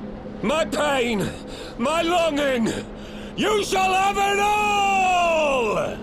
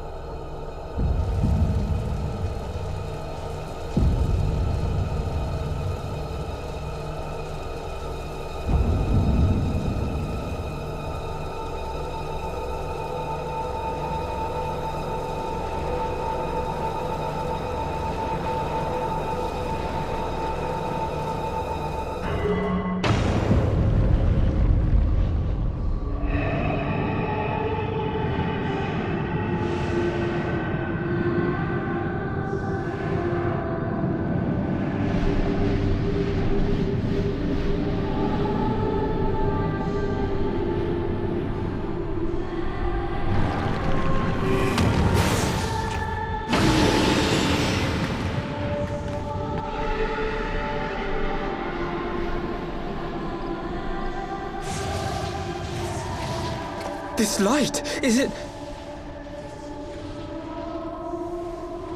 His death completed the ritual. The primal is taking shape. Well, can't we stop it? There must be something we can do!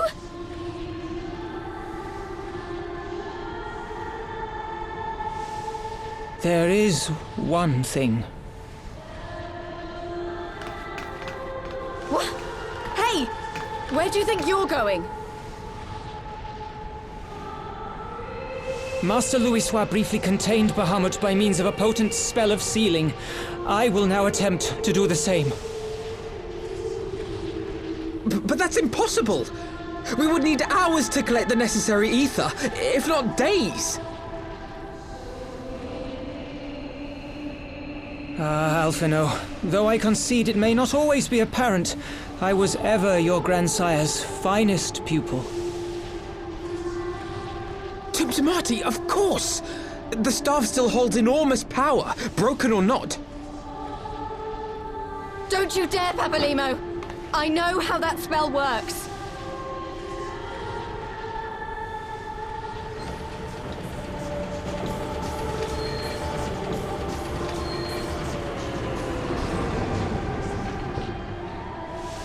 It is time to leave! Quite right.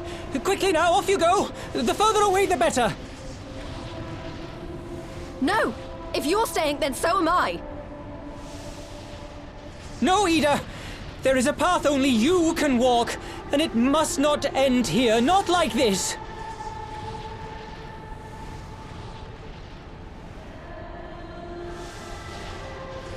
Take her! Please, you have to take her!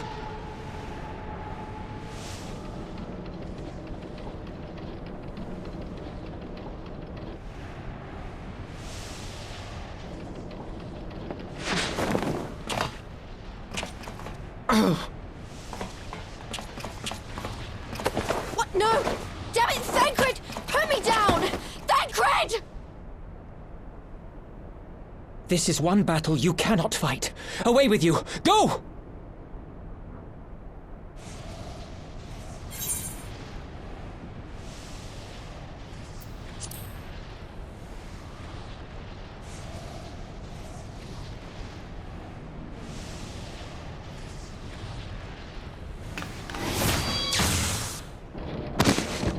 Hilda! I think he means now!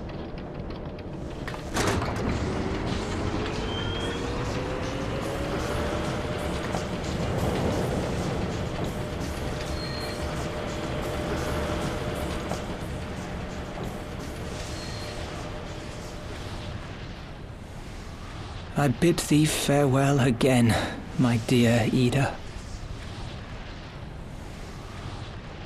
Now, let us see how good a student I truly was.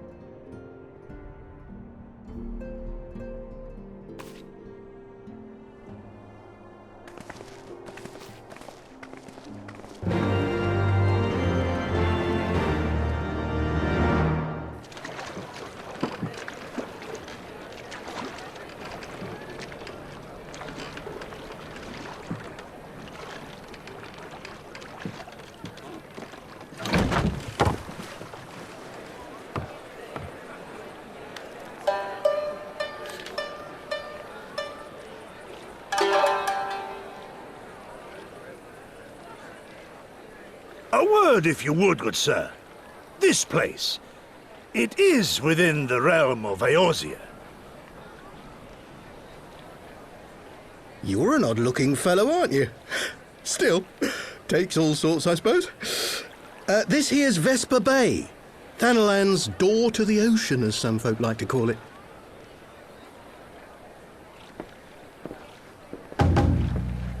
Am I to understand from your answer that I have indeed arrived in Eorzea? Eh? Yes? You're in Eorzea? Ah! A plain response at last, and the one I wanted at that. My journey was not without its hardships, and I would sooner travel by land than put to sea again.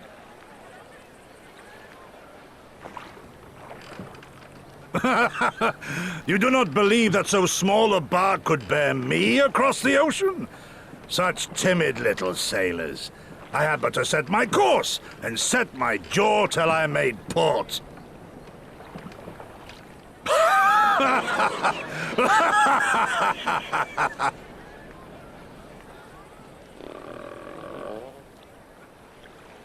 Though, 'twould perhaps have been wise to lay down my oars a moment to sup on more than the spray of brine water.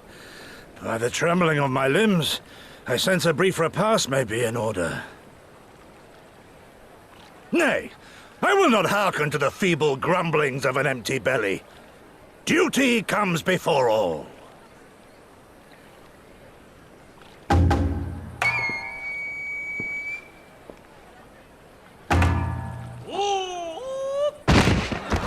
Good God, man! Are you all right?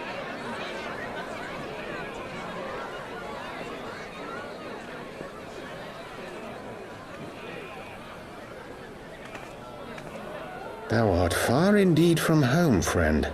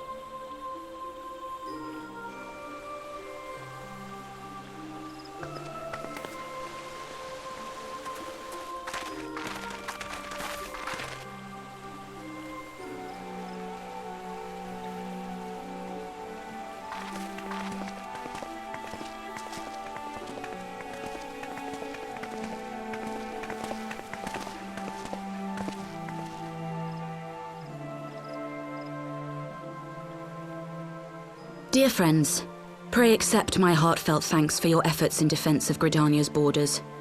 I would fain dwell longer on my gratitude for the support of the Alliance, but the situation at Belsar's Wall demands that we forego such pleasantries.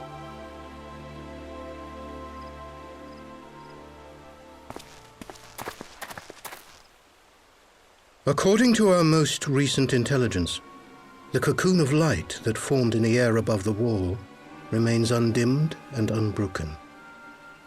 After measuring the cocoon's etheric concentrations, Archon Y'shtola has confirmed the presence of a primal entity.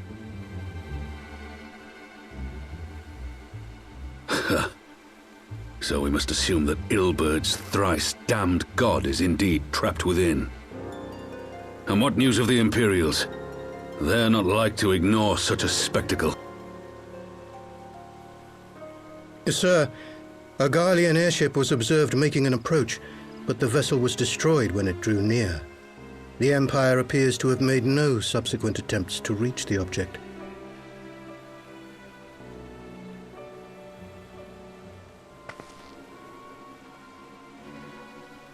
The soldiers who witnessed the incident spoke of a lance of light issuing from within the cocoon, of an entire warship being reduced to smoking ruin in the space of a moment.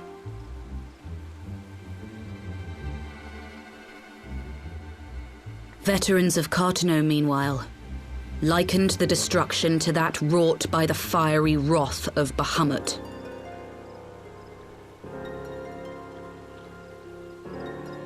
We could face another calamity.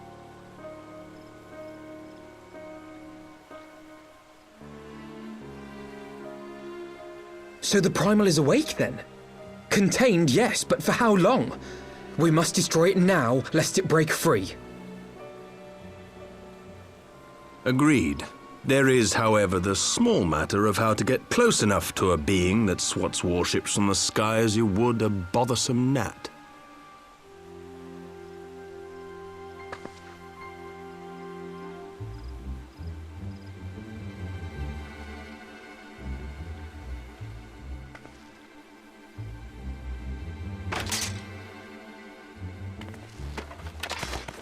Is this truly so complex a puzzle? Or have you no stomach for the obvious solution? What in the hells are you doing here? A pleasure to see you too, Garland. Now, if you'd be so kind as to explain to these good people why you should be begging me for my assistance, that would be most appreciated.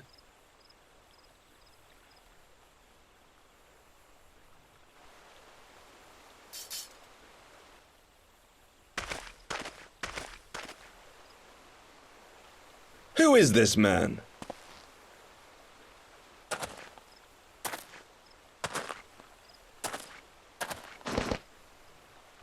Oh, how terrifically rude of me. Nero Tolskeva, former tribunus of the 14th Legion of the Garlean Empire. These days, however, one might say that I'm something of a free agent. What do you want, Nero?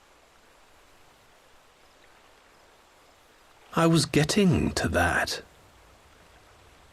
Although you already know what I'm about to propose, old friend. As you have rather belatedly realized, within that frail binding lurks an entity alike in strength to the great Bahamut, and the only force in existence which might conceivably contend with such a foe is the very creation which captured the Elder Primal in the first place. I speak, of course, of Omega. Omega? That hulk has been gathering dust beneath the plains of Cartanow since the Allagans breathed their last. And none alive knows how to wake it.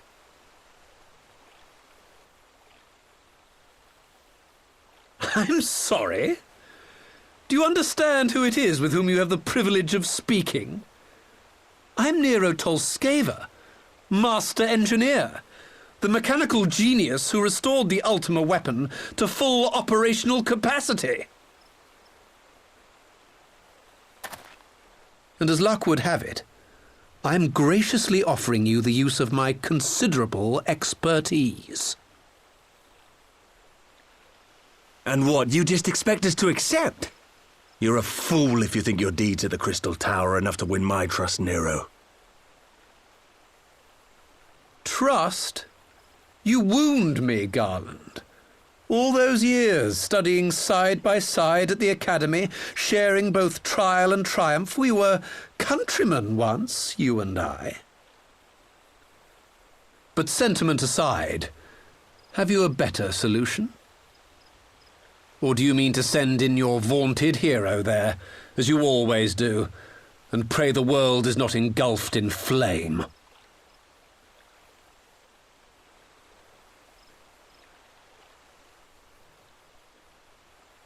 Let us approach the problem in a rational manner.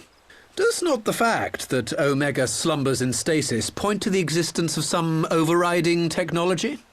A means of control? I would ask a question, if I may. Nero, was it not? In the event that we succeeded in using Omega to shackle the Primal in the manner you propose, what then would become of it? Do we not risk repeating the mistakes of the Allagans? Omega is but a tool. How we choose to employ that tool is entirely up to us. Of course, if you would rather leave it buried beneath Cartano while you continue your petty squabbles above, then I suppose that is also your choice. Spare us, Nero. The Seedseer's concern is a valid one. He who controls Omega wields the power of the gods, the very power which led the Allagans to destroy themselves. And does it not fall to we engineers to prevent such misuse? What was your company's proud slogan? Freedom through technology? A creed you follow, is it? What say you? Do we take this villain at his word?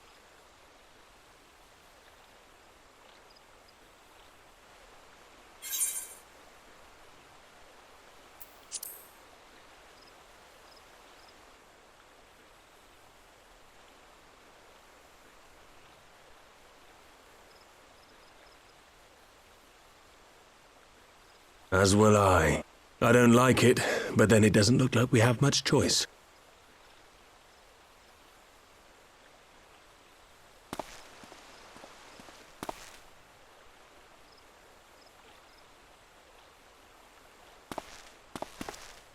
Would the Council be willing to entrust this matter to a pair of former Imperials?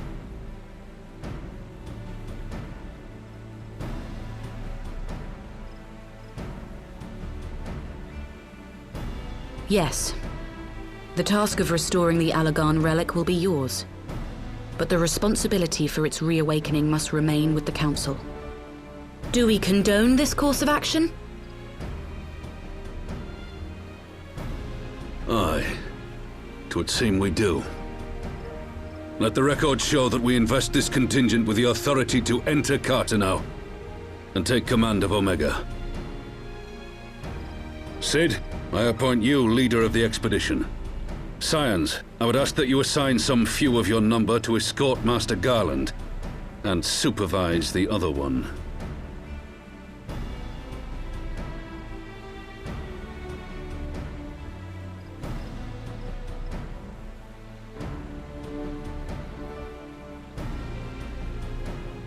We should be happy to oblige.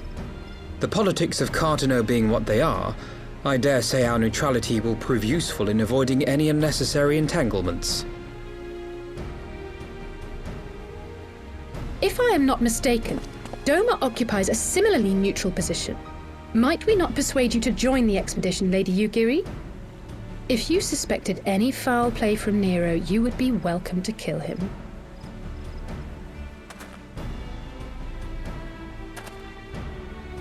My blade is yours. Not a moment's hesitation, eh? You'll forgive me if I do not shake your hand.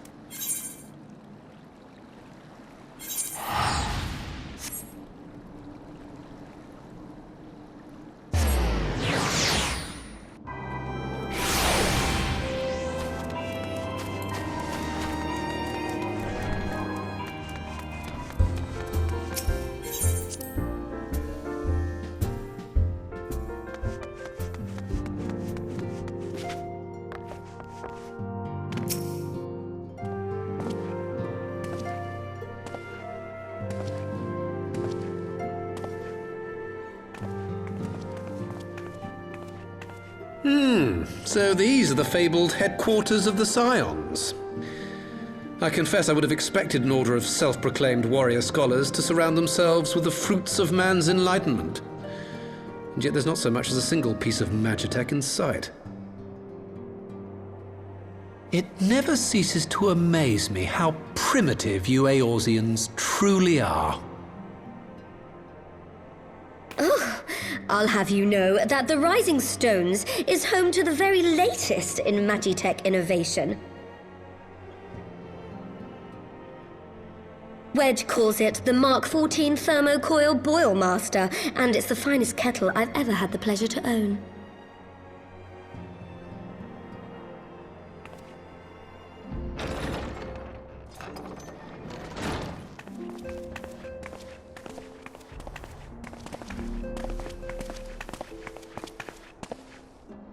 We are returned. Well, Ida and I, at least. Ishtola and the others remain behind to continue their assessment of the binding magic. There didn't seem much point staying just for that, so I decided to come back with Alphino. Papalimo bought us this time. We shouldn't waste it.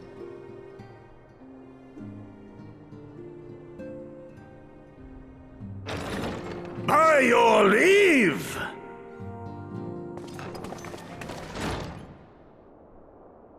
Good God, that voice could fell a gigas. This is the Rising Stones, domicile of the Scions of the Seventh Dawn. I enter at the invitation of one Lord Eorzea. I spy you there, Shadow Walker. You always were a hard one to find. Yugiri, do you know this man?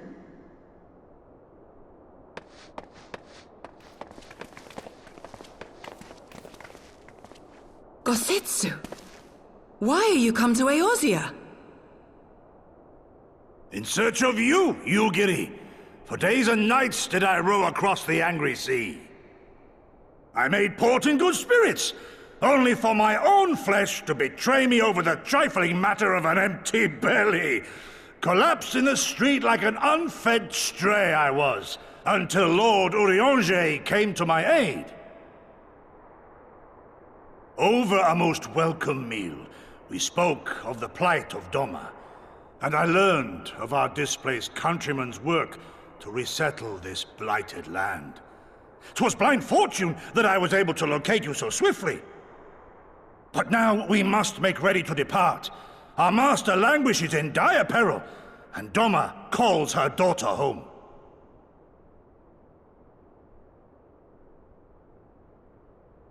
It is not so simple, Gosetsu. There are obligations which bind me here. You refuse? Did you mislay your oath during your flight from our homeland? The laws of hospitality must be honored, but surely the vow to defend your master demands the greater obeisance. It was our master who bid me guide our people to safe haven by any means necessary. And it was the scions you see before you who provided us succor and sanctuary when all others refused. Dire peril or no, were I to return without first repaying such hospitality, our master would cut me down at the threshold. Mayhap that is so. There is more. A crisis threatens all within this realm, Eorzean and Doman alike, and I go to play my part in its resolution. I will not bring shame upon our liege by abandoning my people or my duty.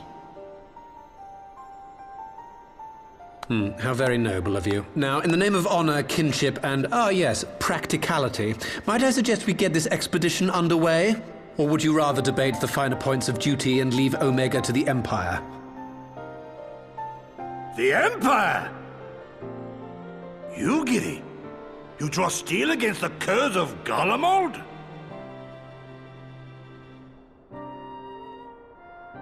Then why did you not say so? My blade is oath-bound to fall upon the ranks of the Imperials wheresoever they march. Lead on, Shadow Walker, and may the enemy tremble at our coming.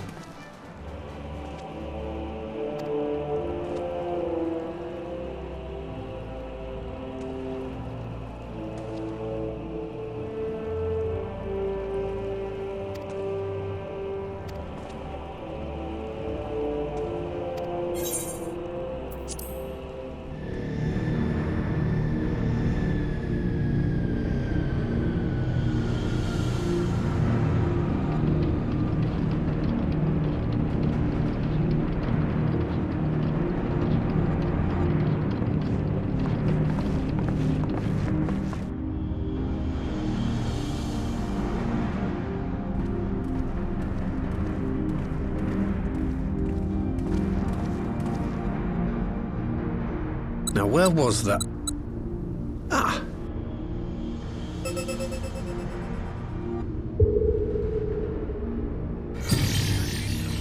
I've enabled the teleporter.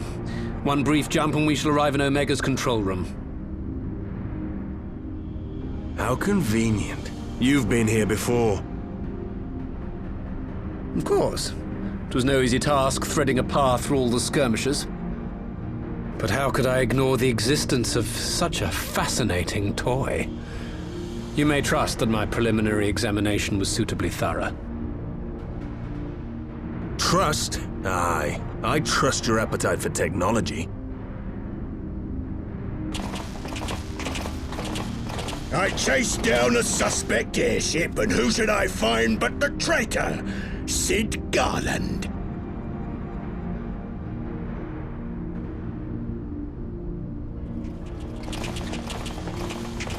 Searching for something, engineer? Something big? It's close, isn't it? It's like all my name days have come at once. Of all the scouts the Empire could have sent. Take care of that brute, will you?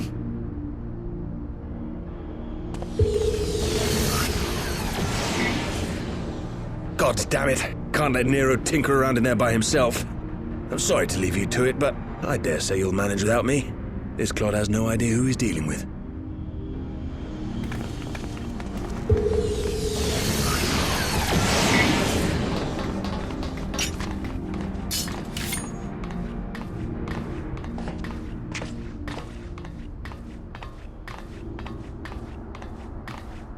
I am Gosetsu, Samurai of Doma. You will rue your choice of opponent this day.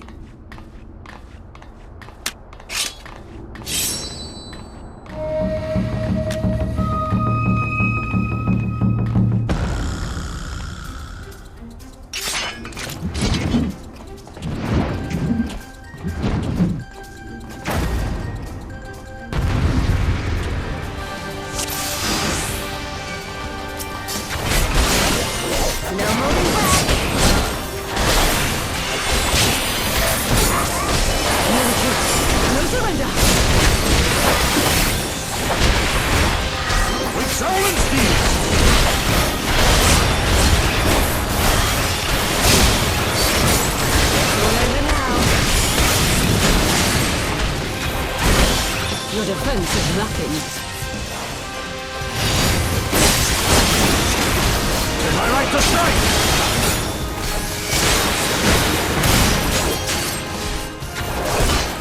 This will sting.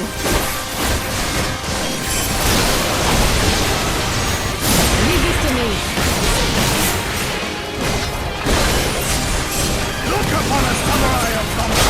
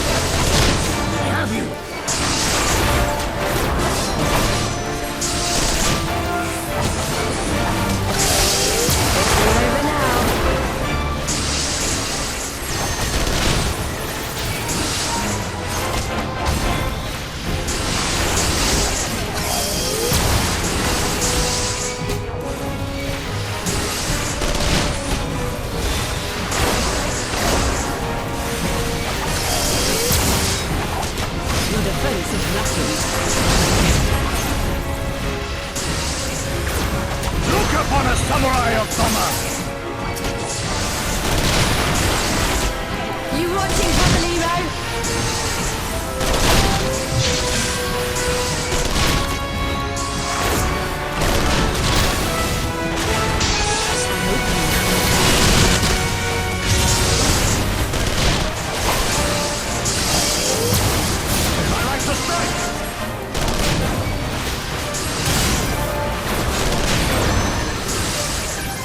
This one will sting.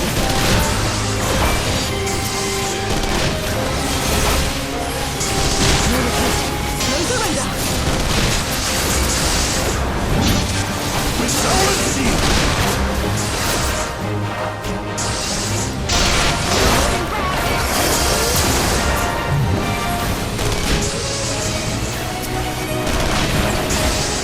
Leave this to me!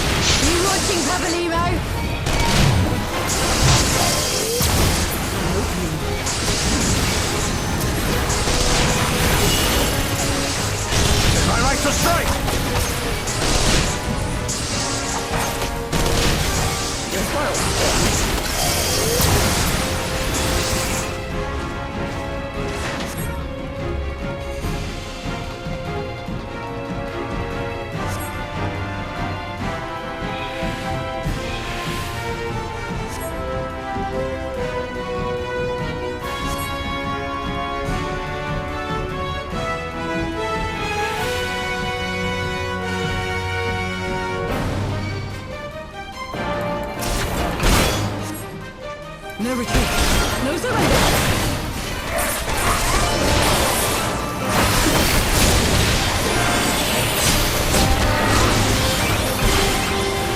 With soul and steel!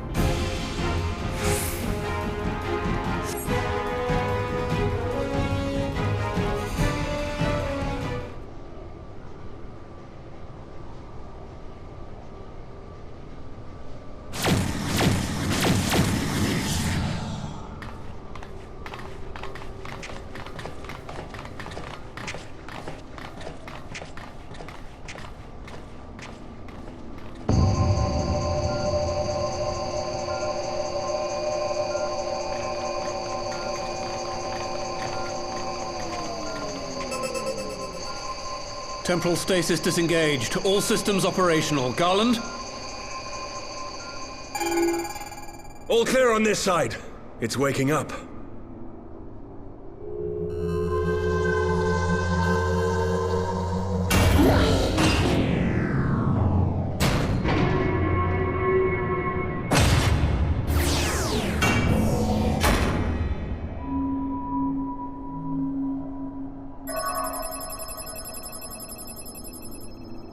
Remarkable.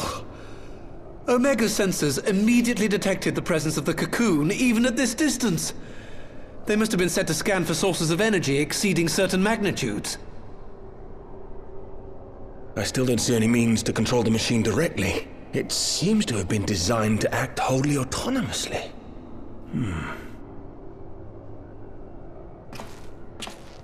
Once we release Omega, we can be fairly certain it will attempt to capture the Primal at Belsar's Wall. Assuming its mission is successful, our only option at that point will be to re-engage its stasis system and put it back to sleep.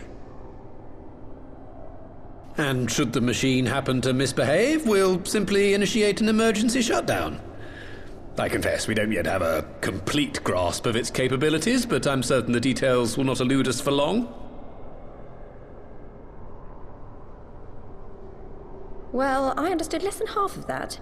So, my question to you is, are we doing the right thing?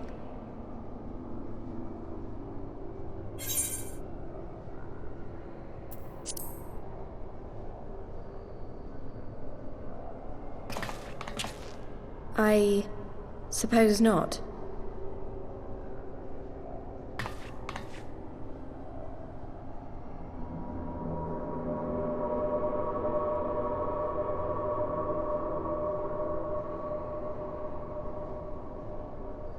All right. Step aside, Sid. Is this the thing I need to press? Yes, that's the one.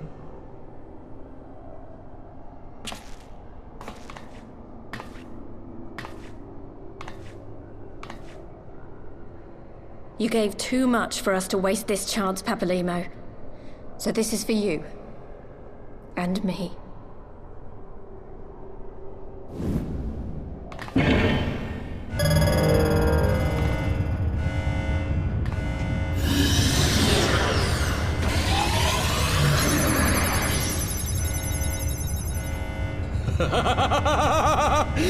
Yes! Fly free, my pretty! Show us what you can do!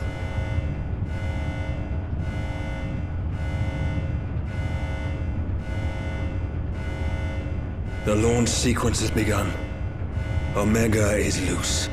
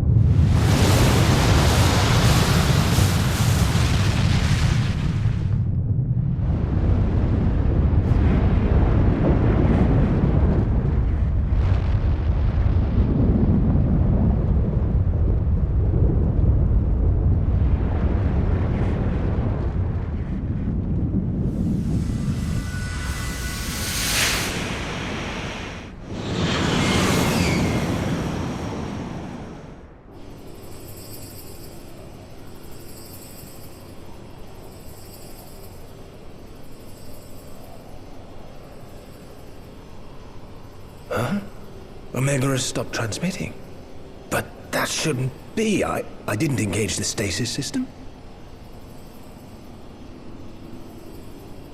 And what does this signify? I have little understanding of these contrivances.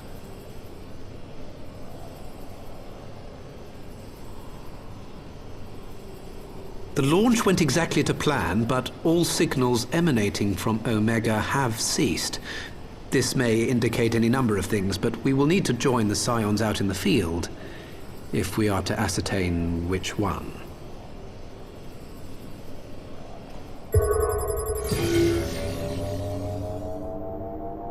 Right. I've ordered the malfunctioning beast to go to sleep. That should prevent any unfortunate mishaps.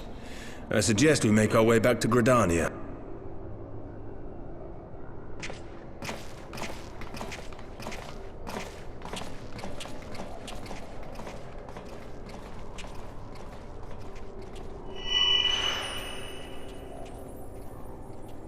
Omega destroyed the cocoon. Papalymo's spell is fading. It was bound to his ether, you see. And if the connection is broken...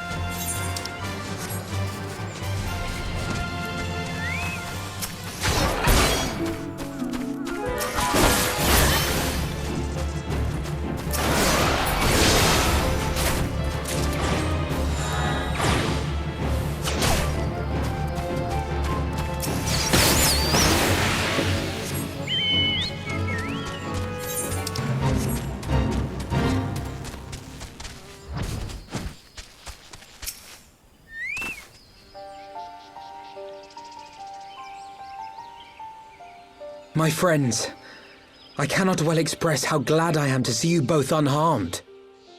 They say that Omega's clash with the Primal shook the very firmament. You need not have worried. The battle took place far above the ground.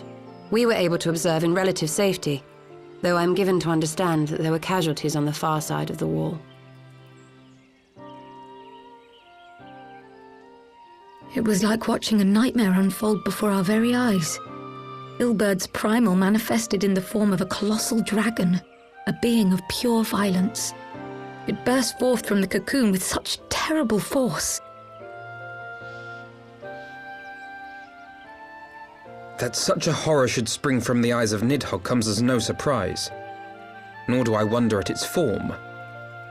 Ilberd all but announced it in the moments prior to his death.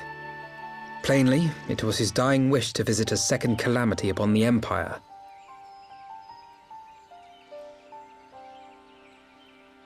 And I am quite certain the abomination would have obliged had it not found itself outmatched by Omega. Gods! I am no stranger to the works of Allag, but even I was unprepared for the machine's furiosity. It beggared belief.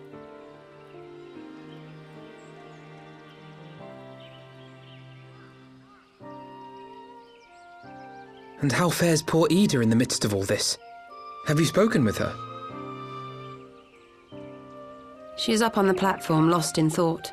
We deemed it best not to disturb her, but mayhaps she would welcome some company after all. Shall we?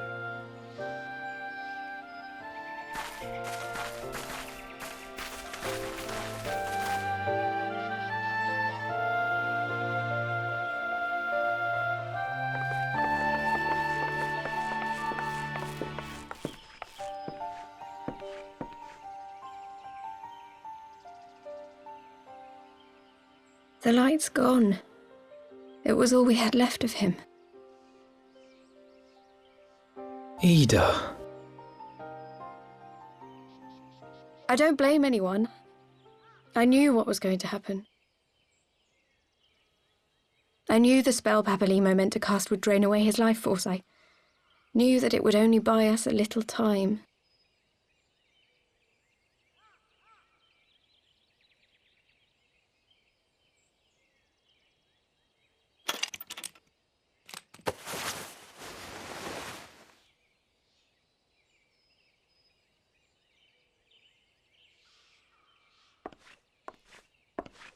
Ida, there is no need to explain.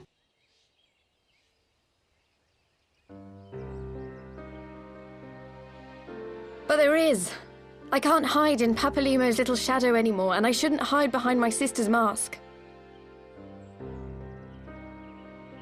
20 years ago, on the day the Empire marched into Alamigo, I was still just a child, not even 5 summers old.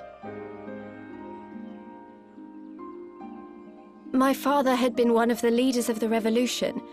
He had fought to overthrow the Mad King, Theodoric. And my sister had fought alongside him.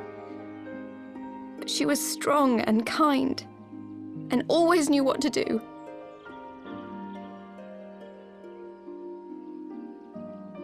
But when the Garleans came, everything changed.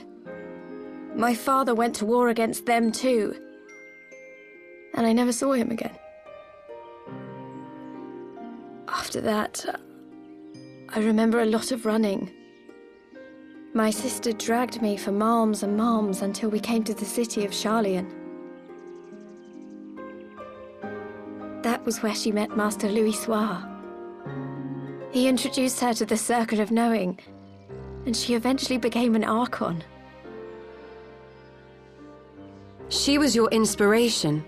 Is that not why you took up her mask and her name? Or did you simply mean to continue what she had started?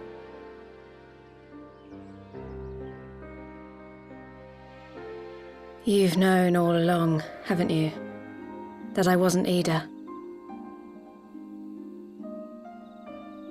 Of course. We all recognized you at once. 'Twas Papalimo who persuaded us to maintain the charade. It was silly to think I could fool you. I knew that even then, but I sort of decided not to know.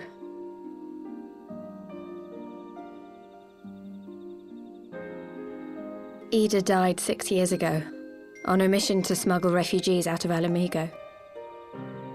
They say she was overwhelmed by Imperial soldiers when she stayed behind to save a little girl. She was so strong. There must have been a lot of them.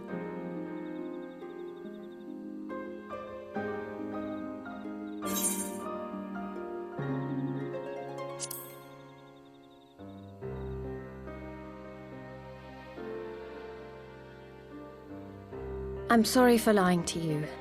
My real name is Lise. When Papalimo brought me Ida's mask, it was meant as a keepsake, but I decided I wanted to be his new partner, to keep alive all the good that she had done.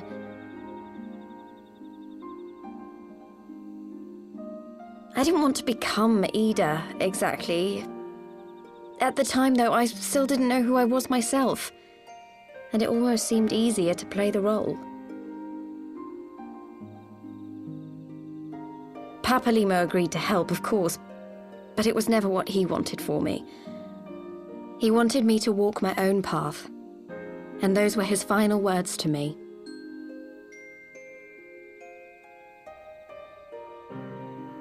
The Archon's mark he gave me is faded, and my last excuse along with it.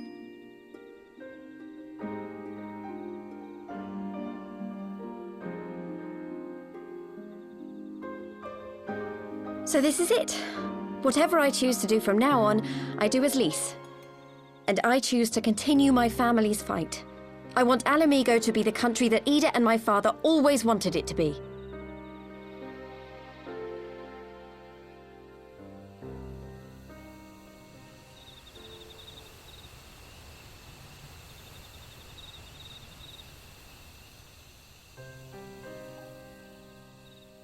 War is upon us once more. Do you regret standing against the Empire? Would you have chosen a different road, knowing what you know now? To claim that I never doubted the decision would be a lie. But I made my choice, and I have defended it with blade in hand ever since.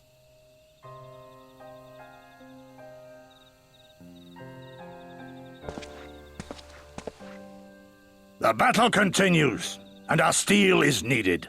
Come, Shadow Walker, we leave for the east, for Doma.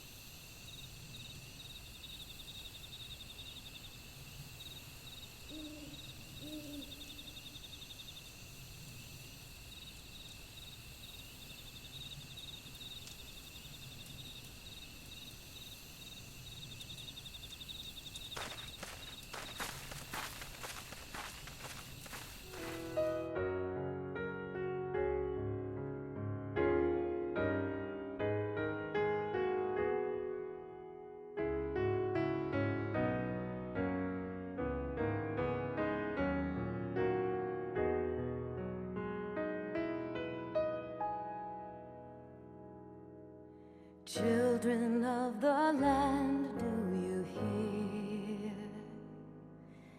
echoes of truths that once rang clear?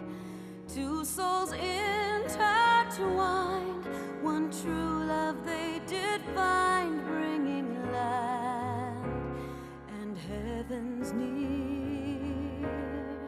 But flames that burned full bright soon fell dark.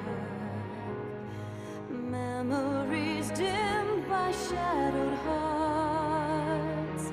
In the waxing gloom did wane the lover's moon, watching as their worlds drift apart.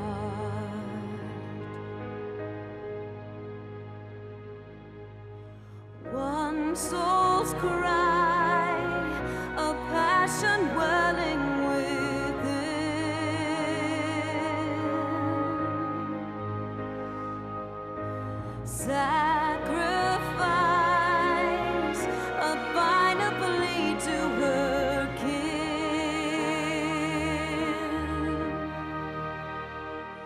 Yet this bond of hope by treachery was broke, scattering her words to the wind.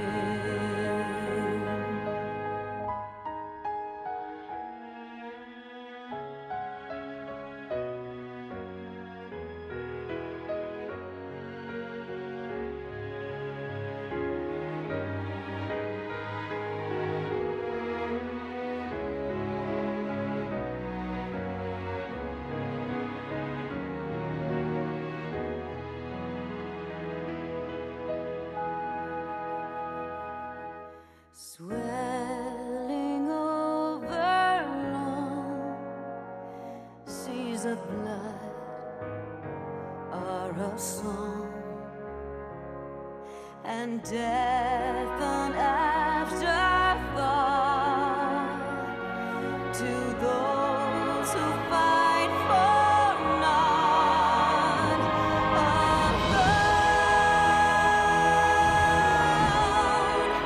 lying empty,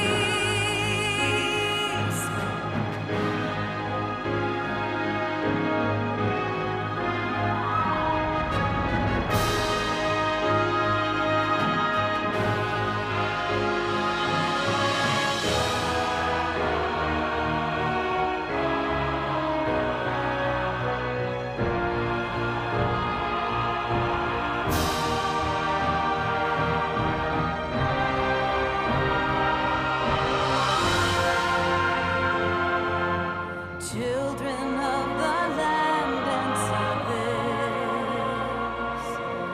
Why must you turn to empty bliss? Tell me why break trust? Why turn the past to dust? Seeking solace in the abyss. Tell me why create a circle none can break,